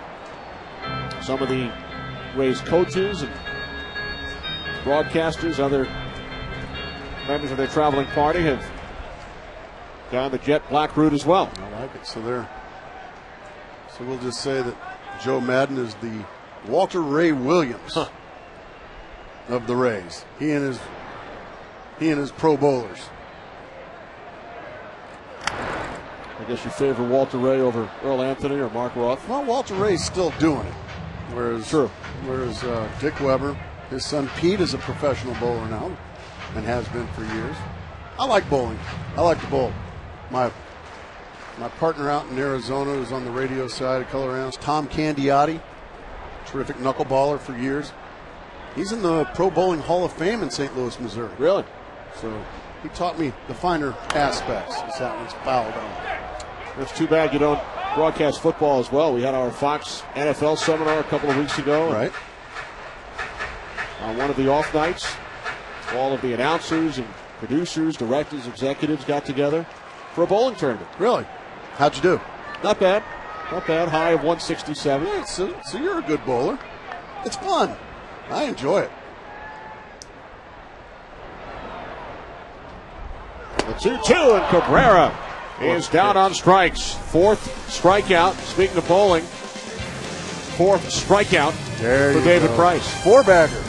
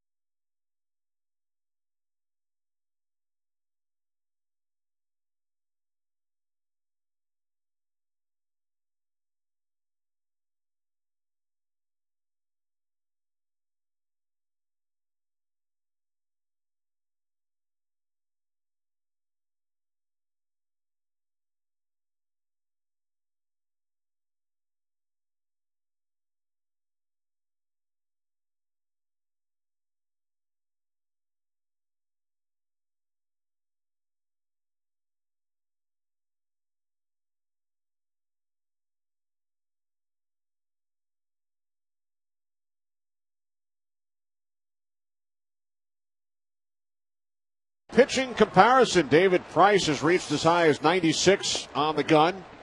6 shutout innings for Price, and Tigers starter Nate Robertson, his first major league start of the season, allowing only 1 earned run in his 4 innings of work. It's certainly been a pitcher's duel, and Zach Miner has taken over, and he just continues to put zeros up as well. But boy, David Price, how impressive has he been, Kenny? He has just attacked this Tiger offense, and he hasn't let up. 1-2 now on Carl Crawford, who has not gotten the ball out of the infield today. Only 82 pitches for Price over 6 innings, 4 hits, no runs, no walks, 4 strikeouts.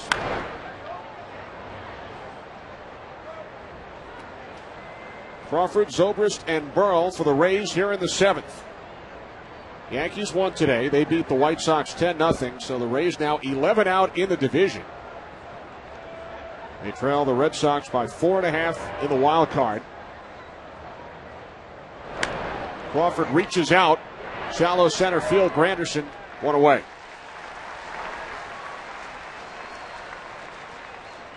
Well, Kenny, every game has turning points. This is certainly one. This is Miguel Cabrera. This is a guy that's got 83 RBIs, 27 home runs. We're going to attack him with fastballs and changeups away. Now we're going to zip him in on the 7th pitch. You've got Miguel Cabrera in a game-tying situation, a turning point situation, and he attacked away for 6 pitches and then decided, that's enough. I've got to go inside to get Miguel Cabrera's respect. Not only did he get his respect, he got strike 3. And this is a guy that 2 years ago wasn't even in professional baseball. He was pitching in college. At Vanderbilt University, where he won the Golden Spikes Award In 2007 is the best amateur player in the country. The 1-1 to Ben Zobrist, who has grounded out 3 times, drove in a run back in the 3rd inning.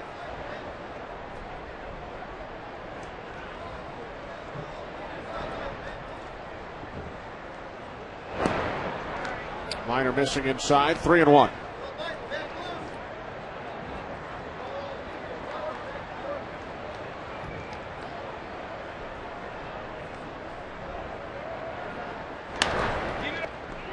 Cabrera takes it to the bag himself for the 2nd out of the inning. Well, David Price was tremendous in the postseason last October. Picked up the save in Game 7 of the American League Championship Series. He won Game 2 as the Rays closed out the Red Sox and advanced to the World Series. 2009 American League Championship Series will begin October 16th right here on Fox as Pat Burrell lines a base hit into left field. So Burrell is on now for the 4th time today. Reached on an error, a pass ball, a walk, and now a base hit. A bullet off the bat of Pat Burrell 4 times, as you said, now on base. And that just means another big opportunity for Carlos Pena. An opportunity to put some distance now between themselves and these Detroit Tigers, who are so dangerous at home. 21 games over 500, and the Rays have left plenty of base runners out there. They've had plenty of opportunities. They've really done a good job offensively of keeping the Tigers in this ball game. Rays have left 8 men on base. They are 1 for 11 with runners in scoring position. So needless to say, the base runners have been out there.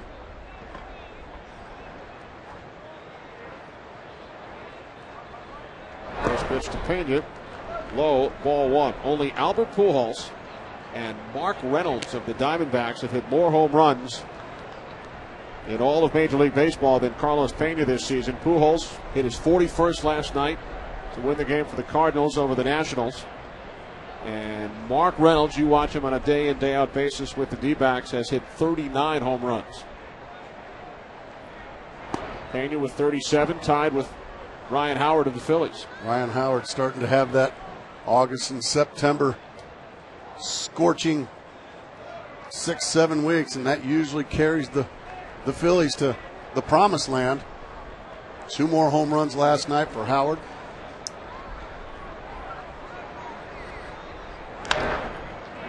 On the ground to the right side, bobbled by Everett, with the Tigers employing the shift, but he recovers to throw out Carlos Pena. 7th inning stretch time in Detroit, 2-0 Rays.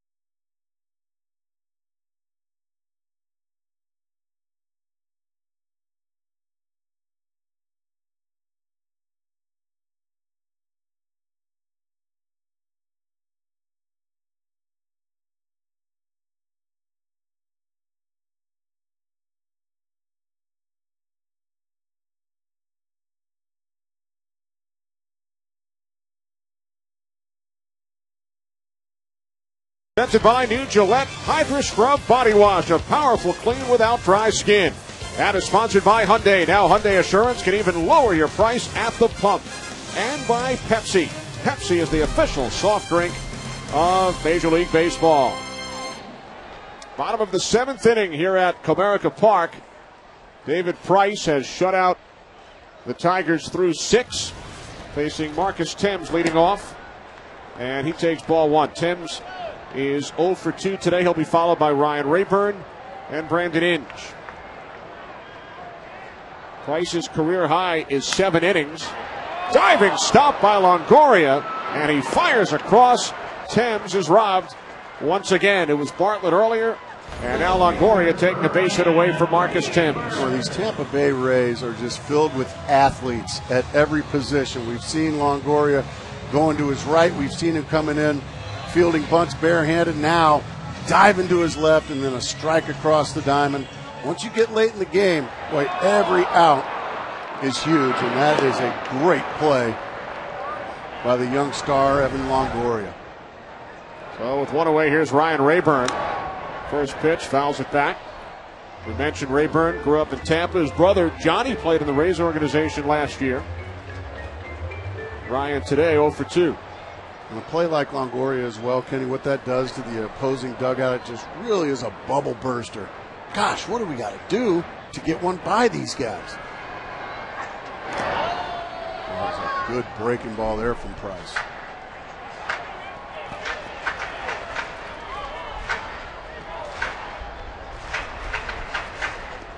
Doesn't feel like August here in Detroit, does it, Kenny? Feels wonderful. Feels kind of like October. It does. And I think that's what they're thinking about in Detroit. October baseball. 67 degrees here in the Motor City. Tigers, of course, went to the World Series in 06.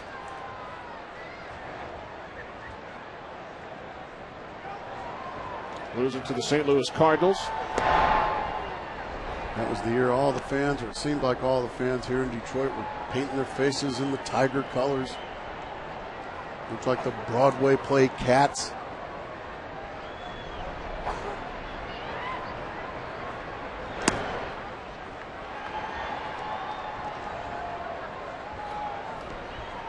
They've got pennant fever here. Nearly 40,000. Many of whom came across following the Lions preseason victory over the Colts earlier today. Foul back this way. Oh, and the catch is almost made by Mark Grace in our broadcast booth, just off his hands. By the way, that hurt, Kenny.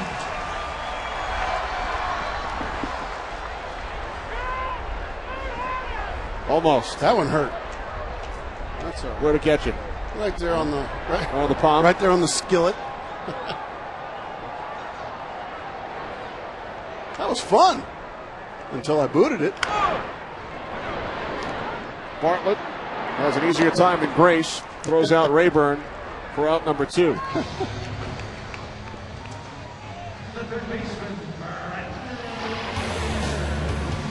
Mark, are you in a fantasy football league? I am not yet.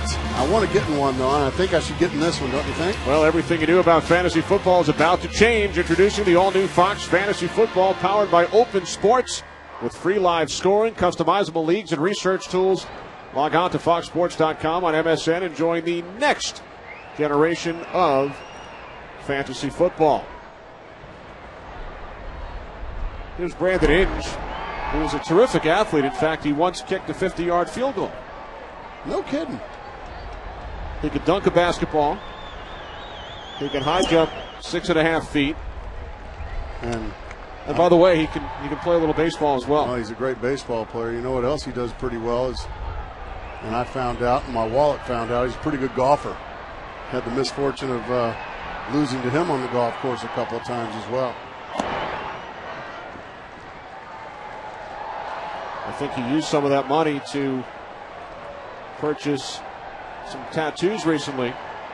On his arm, it looks like. The names of his 2 sons, Tyler and Chase, during a recent West Coast road trip.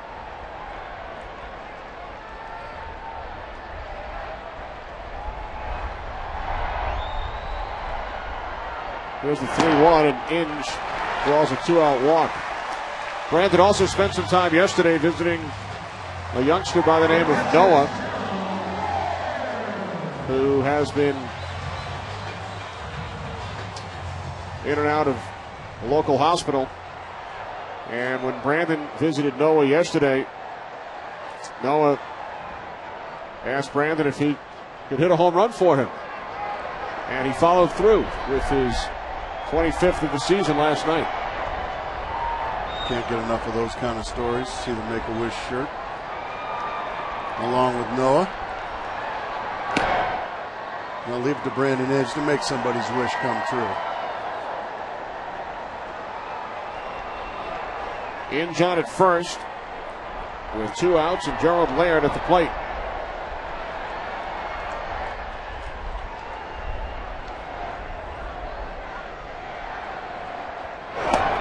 Price missing high with the fastball, 1-1. Price 1 out away from matching his career high of 7 innings.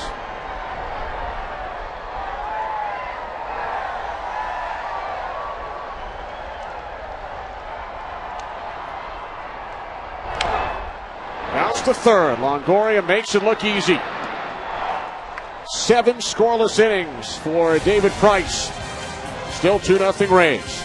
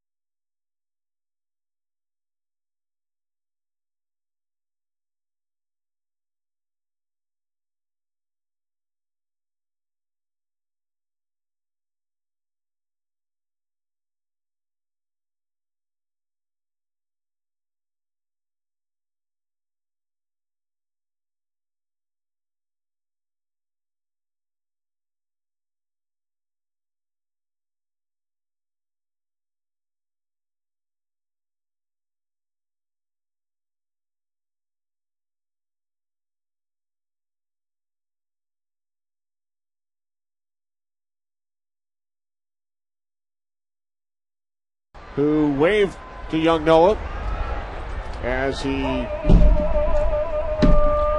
exited the field following the last half inning. Yeah, that's the human side. Inge yesterday, Mark, presented with the Heart and Hustle Award by former Tigers great Willie Horton during an on-field pregame ceremony, as Evan Longoria leads off against 22-year-old right-hander Ryan Perry,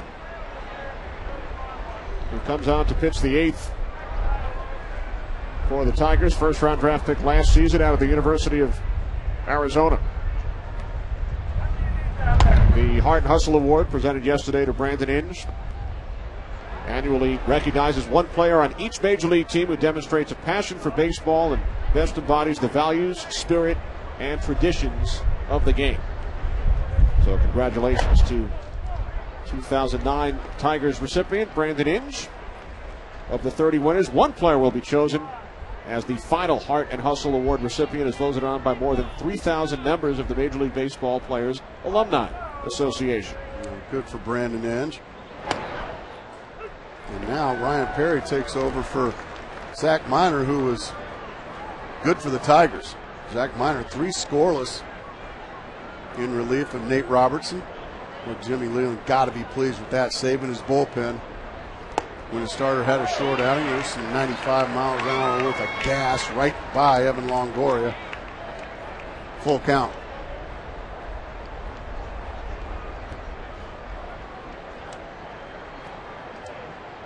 Gabe Gross waiting on deck. He will pinch hit for Gabe Kaplan. Longoria fouls it off to the right side. No play for Cabrera.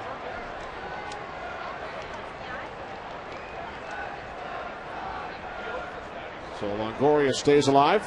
Evan 1 for 3 today and a number of terrific defensive plays.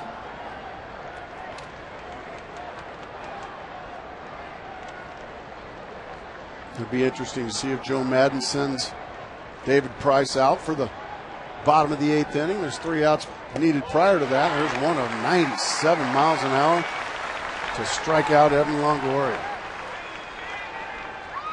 Because you had said this is uncharted ground for David Price. 7 innings has been his limit. I don't see anybody getting loose. I think this is still David Price's game. He is not allowed to run. If I can have your attention, please. Now, pitch hitting for Tampa Bay, number 26, Gabe Gross. So Gabe Gross will pinch hit for Gabe Kapler. Gross just 2 for 19 as a pinch hitter this season, batting .253 overall. So this year he has been no Gates Brown. No. Gates, the all-time leader in pinch hits in the American League. The answer to our trivia question earlier. He said 16 pinch home runs.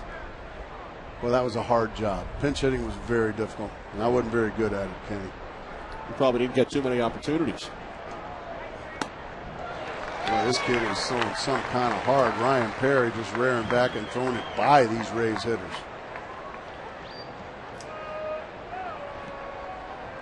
One year removed from college baseball, as you said, the University of Arizona. Every one of these guys that the Tigers runs out there on the mound, they all throw hard. The 0-2 to Gross. Perry missing low. 1-2. Rays scored both of their runs in the 3rd inning. Iwamura back from the DL with a leadoff single. Then Bartlett walked.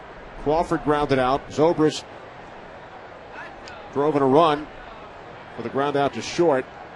Burrell struck out, but the ball got past Laird. So Burrell reached first. And then Pena, the next batter, drove in Bartlett with the second Tampa Bay run. And that has been it. Boy, how about the Cubs? 9-4 over the Mets in the 7th. Dodgers holding on to a 1-run lead on the Reds. The Dodgers, who have seen their 15.5 game lead on the Rockies, cut to 4. Rockies just have decided to do what they did a couple of years ago, and that's just win about every game down the stretch. Gross now putting a good at bat. Rockies have turned it around under new manager Jim Tracy. They lead the National League wild card race. And everybody thought, well, they traded Matt Holliday. They're rebuilding. Well, they did rebuild for the first couple of months, but boy, they have caught fire. 2-2 now on Gross, with Deanna Navarro waiting on deck.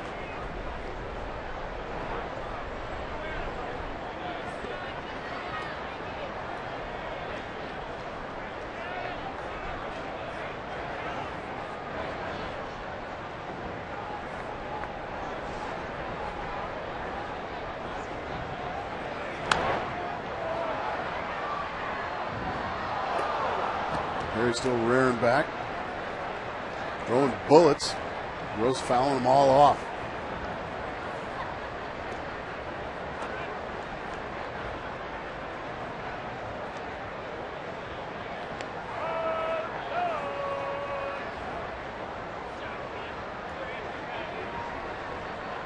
Eighth pitch of the at-bat. Gross stays alive.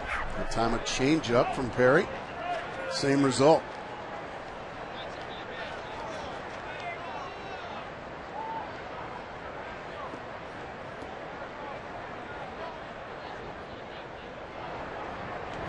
Two balls, two strikes, one out. Top of the eighth inning in Detroit. Rays lead the Tigers 2-0. Perry just missing. Low and away, full count.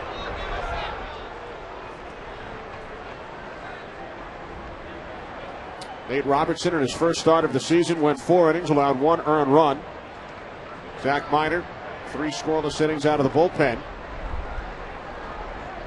Perry struck out Longoria. And now the 10th pitch of this at bat to Gabe Gross, and he gets a piece of it.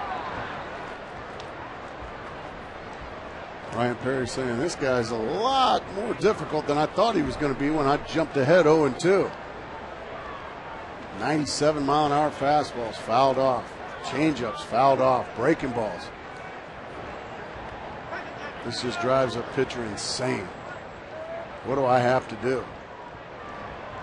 Rear back and throw something to the outside corner as hard as you can. Pitch number 11 on the ground to the second baseman Polanco. 2 away. So after an 11 pitch at bat, Perry wins the battle.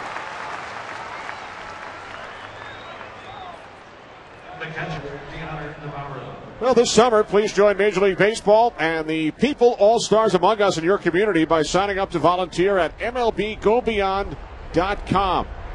This Wednesday is Roberto Clemente Day, as 30 Major League winners will be announced throughout both the American League and the National League.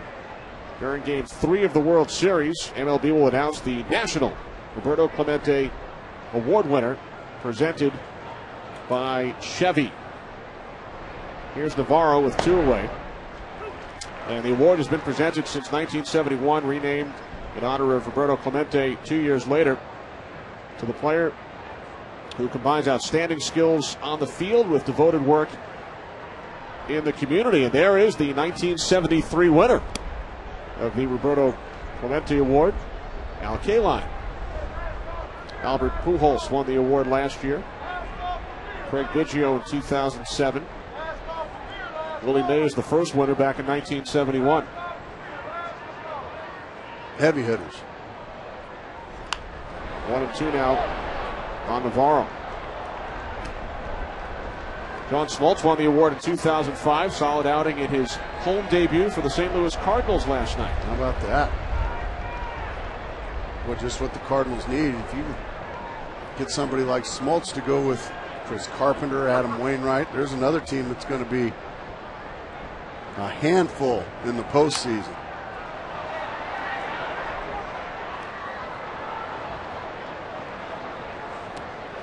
Cardinals with the biggest lead of any first-place club. Well, they just put a stranglehold on the NL Central, didn't they?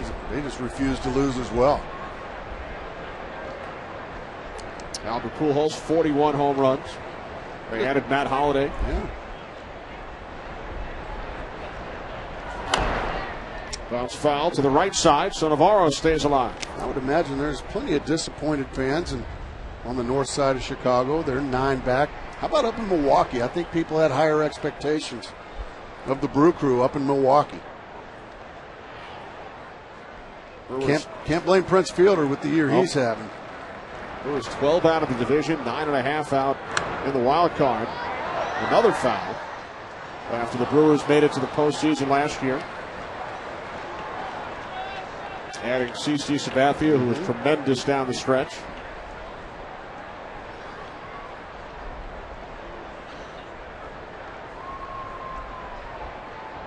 Ray's looking to get back. He's Ray's looking to get back there, right on the doorstep. Center field, Granderson. A 25-pitch, 1-2-3, 8th inning for Perry.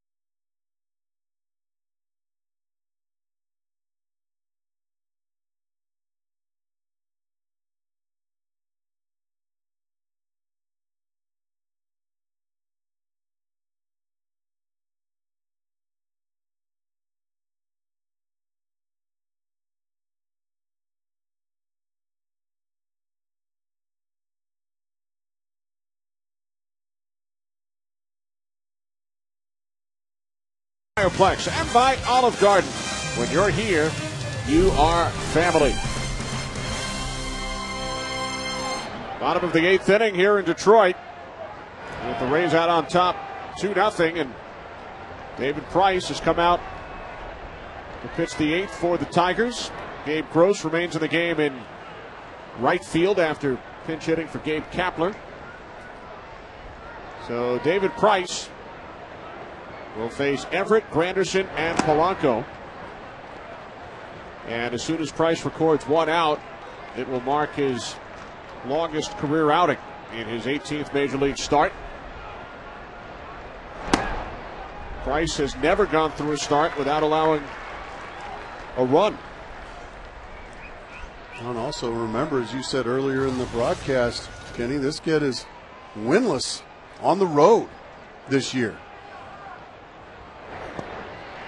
0-4 with an earned run average over 8 away from home, and he falls behind 3-0. Now, Carlos Payne, you're going to have a little conversation. You can see he's really trying to guide the ball now instead of just letting it fly. And I'm sure Carlos just saying, hey, man, for 7 innings, you handcuff these guys by just rearing back and letting it fly and letting it fly with confidence.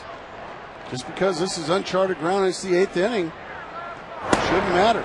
Just aim right at the catcher's chest protector and throw the ball right to it, and that's what he did there with strike one.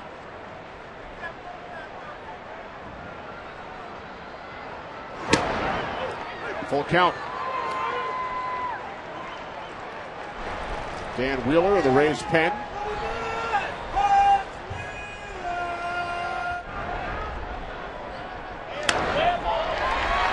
Moving to his left is Butler. Can't make the play.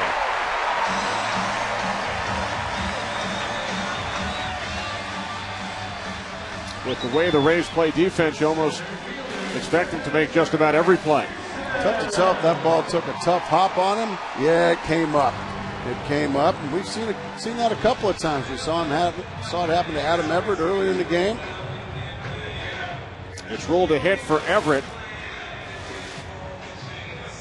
5th hit of the game for the Tigers. Only their 6th base runner.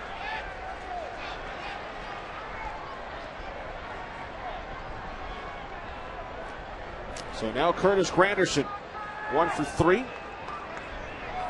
Single to right his last time up. He's hit 25 home runs this year, so David Price going to have to be careful. Even though Granderson struggled this year against left-handers, he can still hurt you and tie the ball game up.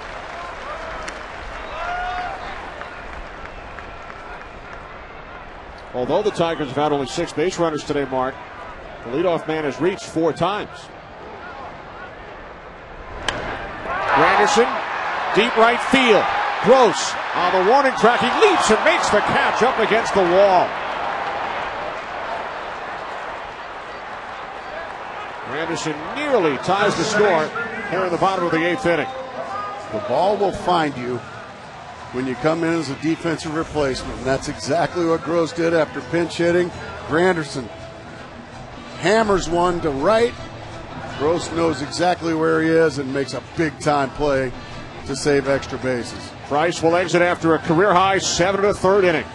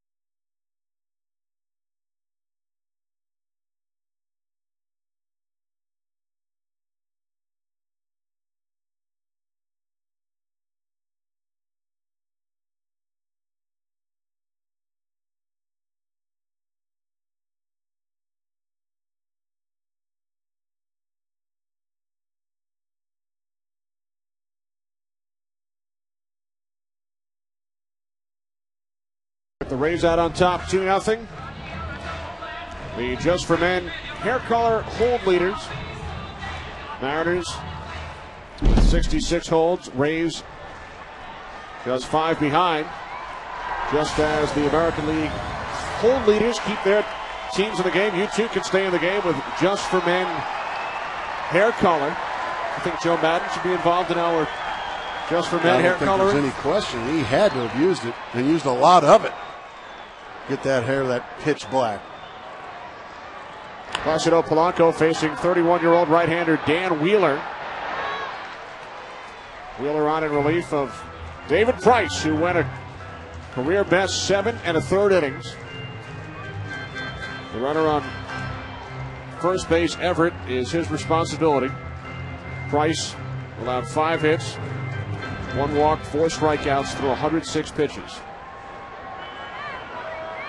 How just so impressive is young David Price. Now he turns it over to Dan Wheeler, who has been so impressive against right-handed hitters this year. Right-handers hitting a robust 145 against Dan Wheeler.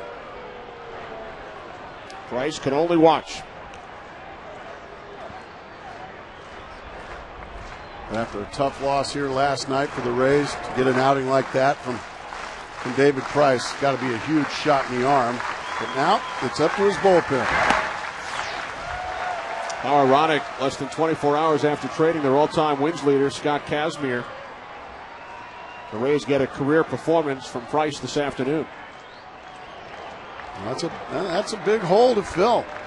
And coming into the year, he was one of your aces. He was a guy you were going to depend on. That was a tough year for Scott Kazmir in Tampa. It started to turn around of late, but they're going to have some guys like Price step up and step up big, as that was driven to center field, but right at Ben Zobrist. So 2 away here in the bottom of the 8th inning with Everett on at first. Pepsi, the official soft drink of Major League Baseball, congratulates David Price, today's Pepsi Clutch Performer of the Game. Learn more about Pepsi's Clutch Performer of the Month award at PepsiClutch.com. 18th Major League start. Career-long 7 1/3 innings. Price did not allow a run, although the runner on first, Everett, is his responsibility with Maglio Ordonez at the plate.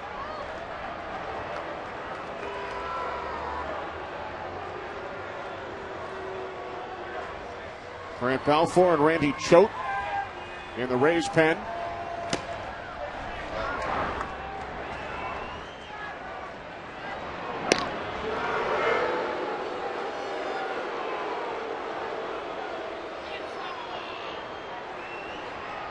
How about those career numbers against Wheeler? Well, only this year would Joe Madden allow this matchup to happen. It's been a tough year, especially power-wise, for Maglio Ordonez. Pitch gets past Navarro. Everett moves to second.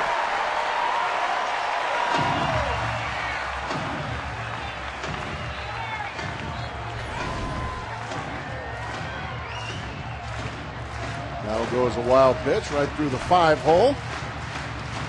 Nice hockey camp. Going to open in a couple of months. Maybe next month. A couple of weeks. Red Wings took Penguins, of course, to a Game 7 of the Stanley Cup Finals.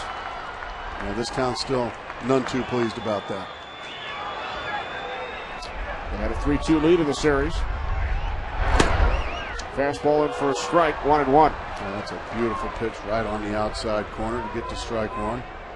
In this situation, if you're going to have Maglio Ordonez beat you, who has been a fabulous hitter his entire career, you got to make him hit it the other way or to the big part of the park. You don't want to give him anything that he can pull and pull it out of the park to tie the ball game up. You'll give him one run, you just don't want to give up a home run. Base hit into the gap in left center. Everett rounding third. He will score. A run batted in for Ordonez, his 39th of the season. The Tigers have cut the Rays' lead in half.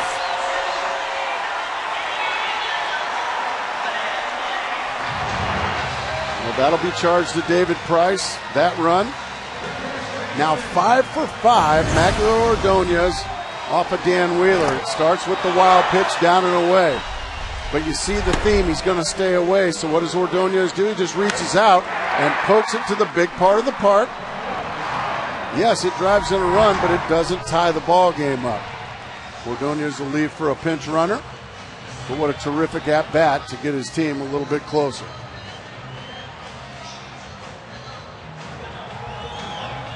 Well, the Rays took advantage of a pass ball back in the third inning. Now the Tigers take advantage of a wild pitch. We'll be back.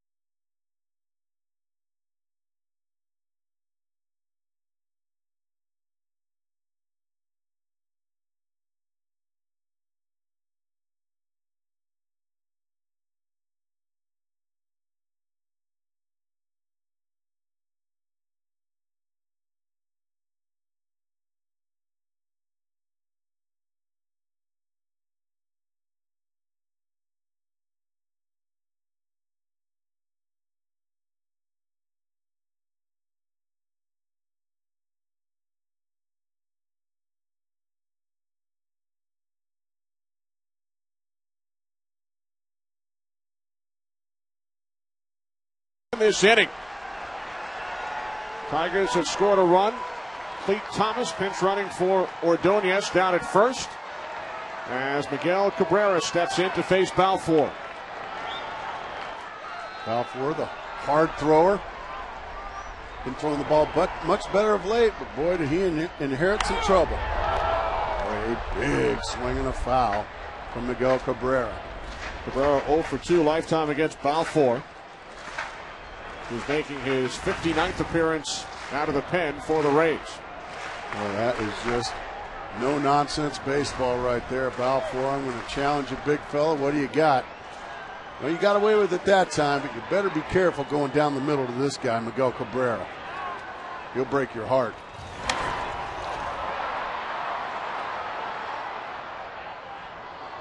Nothing in 2 on Cabrera, who is 0 for 3 today.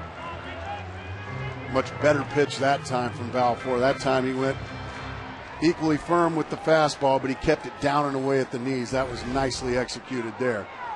You see a really defensive swing there from Cabrera. That was a much better executed fastball. David Price still in line for the victory. The 0-2, Balfour missing high. 95-mile-per-hour heat. And really, that's a good 0-2 pitch right there, Kenny. That's a pitch where you've gone to the outside corner just the pitch before. Let me go up and in a little bit. You're not trying to hit the guy. You're just trying to get his attention. Maybe move his feet. That way he's not leaning out to the outside corner like we saw the last batter, Maglio Ordonez, do. Right field, Gabe Gross. So the inning comes to an end. Tigers score a run. We head to the 9th. 2-1 Rays.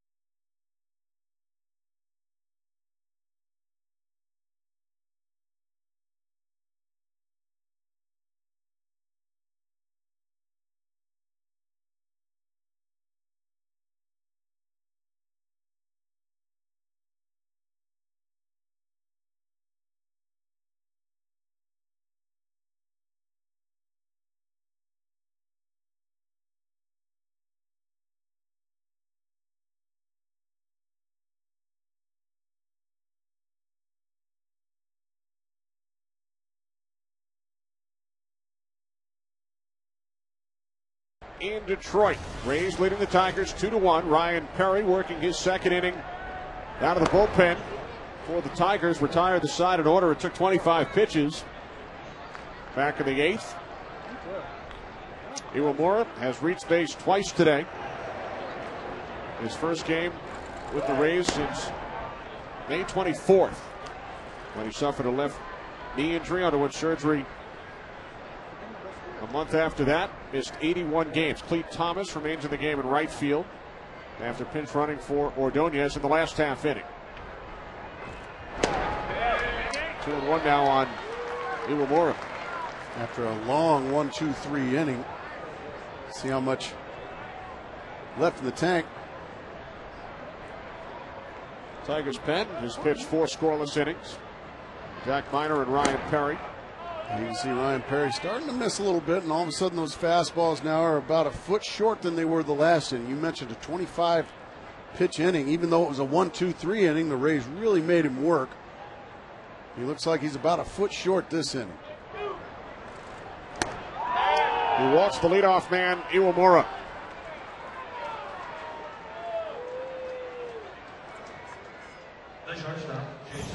Grant Balfour, he had to go after Miguel Cabrera. That was the pitch that Cabrera missed, the fastball down the middle. Look at that thing, a beauty of defensive swing. Now the important one, up and in, straighten up Cabrera, get him off the plate. Look what it does. It opens up the outer third of the plate. Another defensive swing from the star hitter Miguel Cabrera. That was a great sequence that Grant Balfour put on in the MVP candidate in Cabrera. Here's Jason Bartlett, who began the day at 341 as Laird heads out for a chat with Perry. Bartlett 0 for 3, now batting 338. Again, the pitch is starting to climb up in the zone above the belt now for Ryan Perry. The long inning, the last inning, even though, like you said, it was a 1-2-3 inning.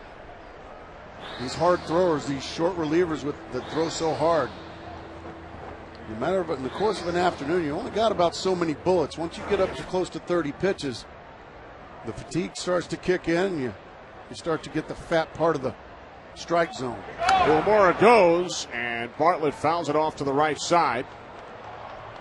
Now 1-1. Joe Madden putting the pedal to the metal.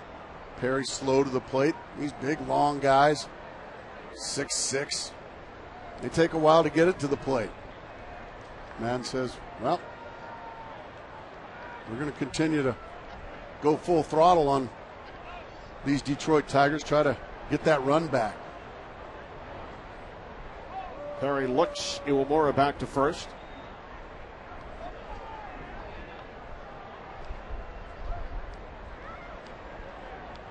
Two-one Rays, top of the ninth.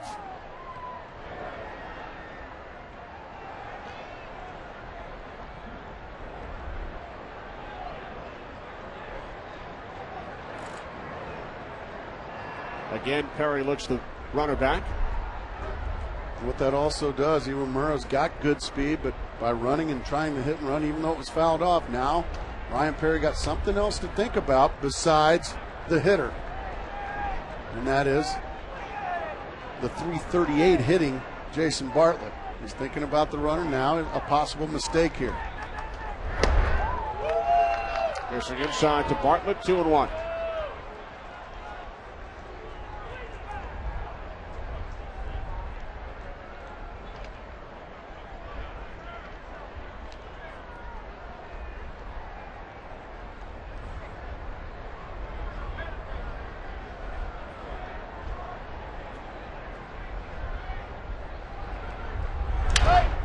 Broken bat, double play ball. And it gets past Polanco. So the Rays have runners on the corners with nobody out here in the top of the ninth inning. Jim Leyland can't be pleased with what he saw. A double play ball, as you said, Kenny. All of a sudden now, instead of nobody on and 2 outs, a perfect feed here from Everett. It looked like somehow Polanco either lost sight of it or just got handcuffed. Looks like a perfect feed. And it just gets by Polanco. Now the Rays looking to put this thing away.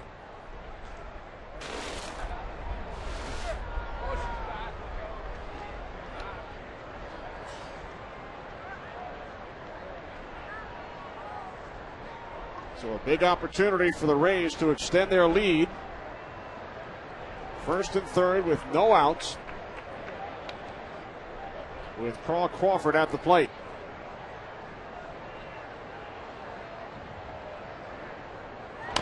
Crawford first pitch, bouncing it foul to the right side. Well, the error is charged to Everett. Yeah, that's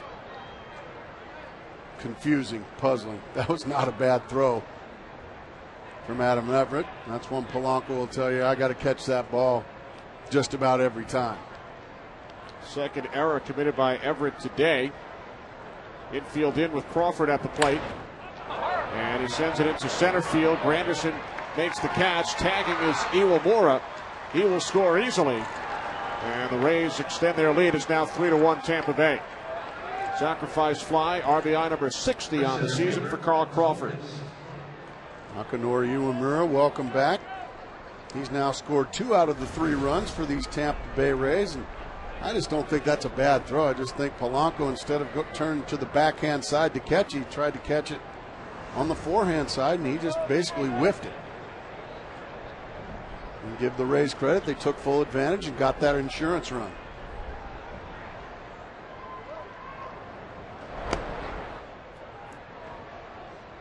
So how many extra outs have the Tigers given the Rays today? 1 in the second inning on the error, the pass ball in the third. Now the error here.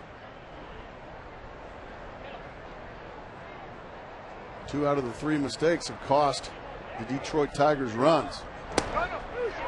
Laird fires down to second, and Bartlett is tagged out. What a gun. Gerald Laird this season has thrown out a major league high 28 base runners attempting to steal. Well, what a cannon, as you said, the strike and then the strike down to second base. I think the Tigers may have got a generous call there from second base umpire Brian Gorman. Let's see if the left hand got in there. I think it did. I think you're right. I think the Tigers got a break there, but they'll take it. Still, can't take away at all the throw from Gerald Laird.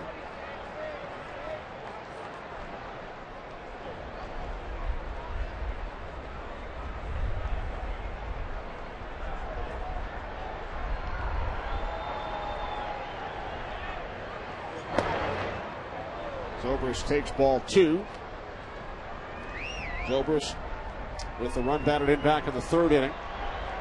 Pena and Crawford with RBIs as well. As you mentioned, Iwamura has scored 2 of the 3 Rays runs.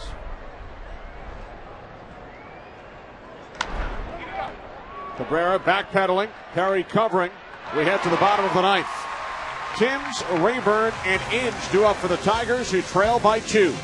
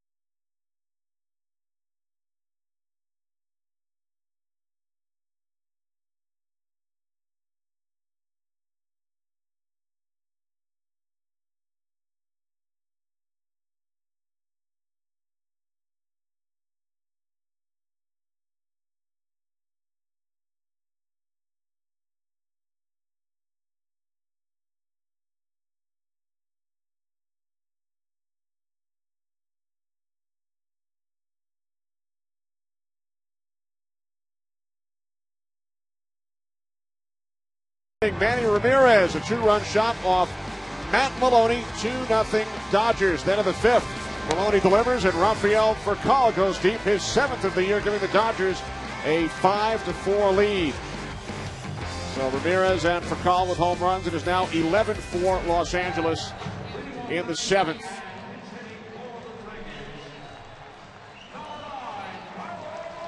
Dodgers, as we mentioned, 4-game lead on the Rockies. Carlos Guillen announced as a pinch hitter. And Joe Maddon will head to the mound before Balfour throws a pitch in the 9th. And Maddon will make a pitching change.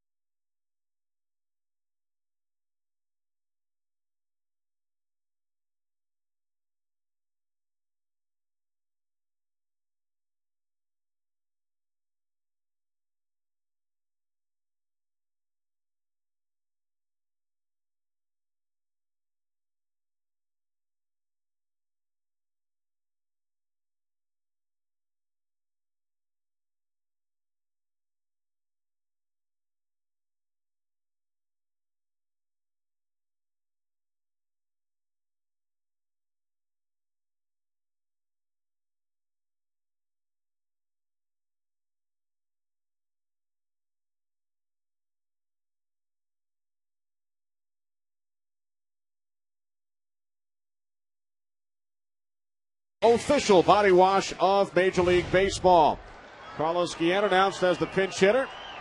Joe Maddon sends in his closer, J.P. Howell, 15 saves this season. He's also blown 7 save opportunities.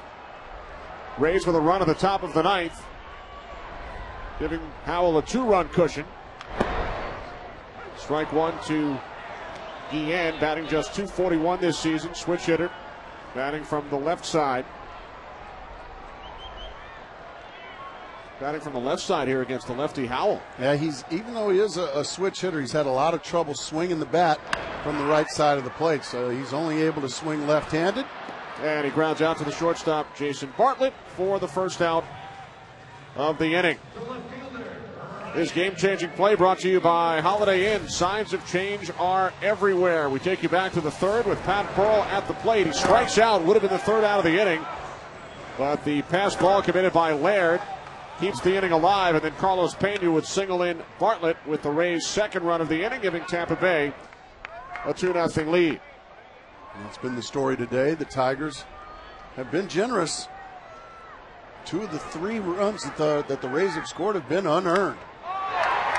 Rayburn flies out to the left fielder Crawford. So the Rays now 1 out away from pulling a half game closer to the Red Sox, who are hosting the Blue Jays. Getting underway momentarily. Great job by our entire crew today, as David Price is 1 out away from picking up his first career road win. Our producer Larry Lancaster, director John Moore, associate director Kathy Hunt, broadcast associate Andy Kavanaugh, our technical producer Matt Benedict, technical director Scott Daly. First pitch to Inge, missing low, ball 1. Thanks to Jack Simmons, Janice Casaza, Jerry Steinberg, and Jacob Ullman back in Los Angeles. The senior producer of Fox Sports is Bill Brown.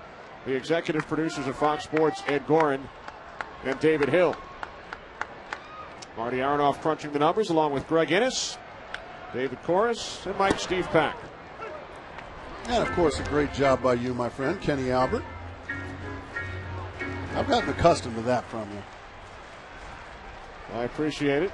Young Noah, although his hero Brandon Inge is at the plate, he's had enough. Taking a bit of a snooze. It's a great shot.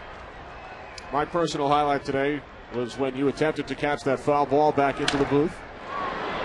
Backhanded by Bartlett, fires across to Pena, and the Rays take game 2 of this series. A 6-pitch save for J.P. Howell. David Price, a career high 7 1/3 innings pitched. His first career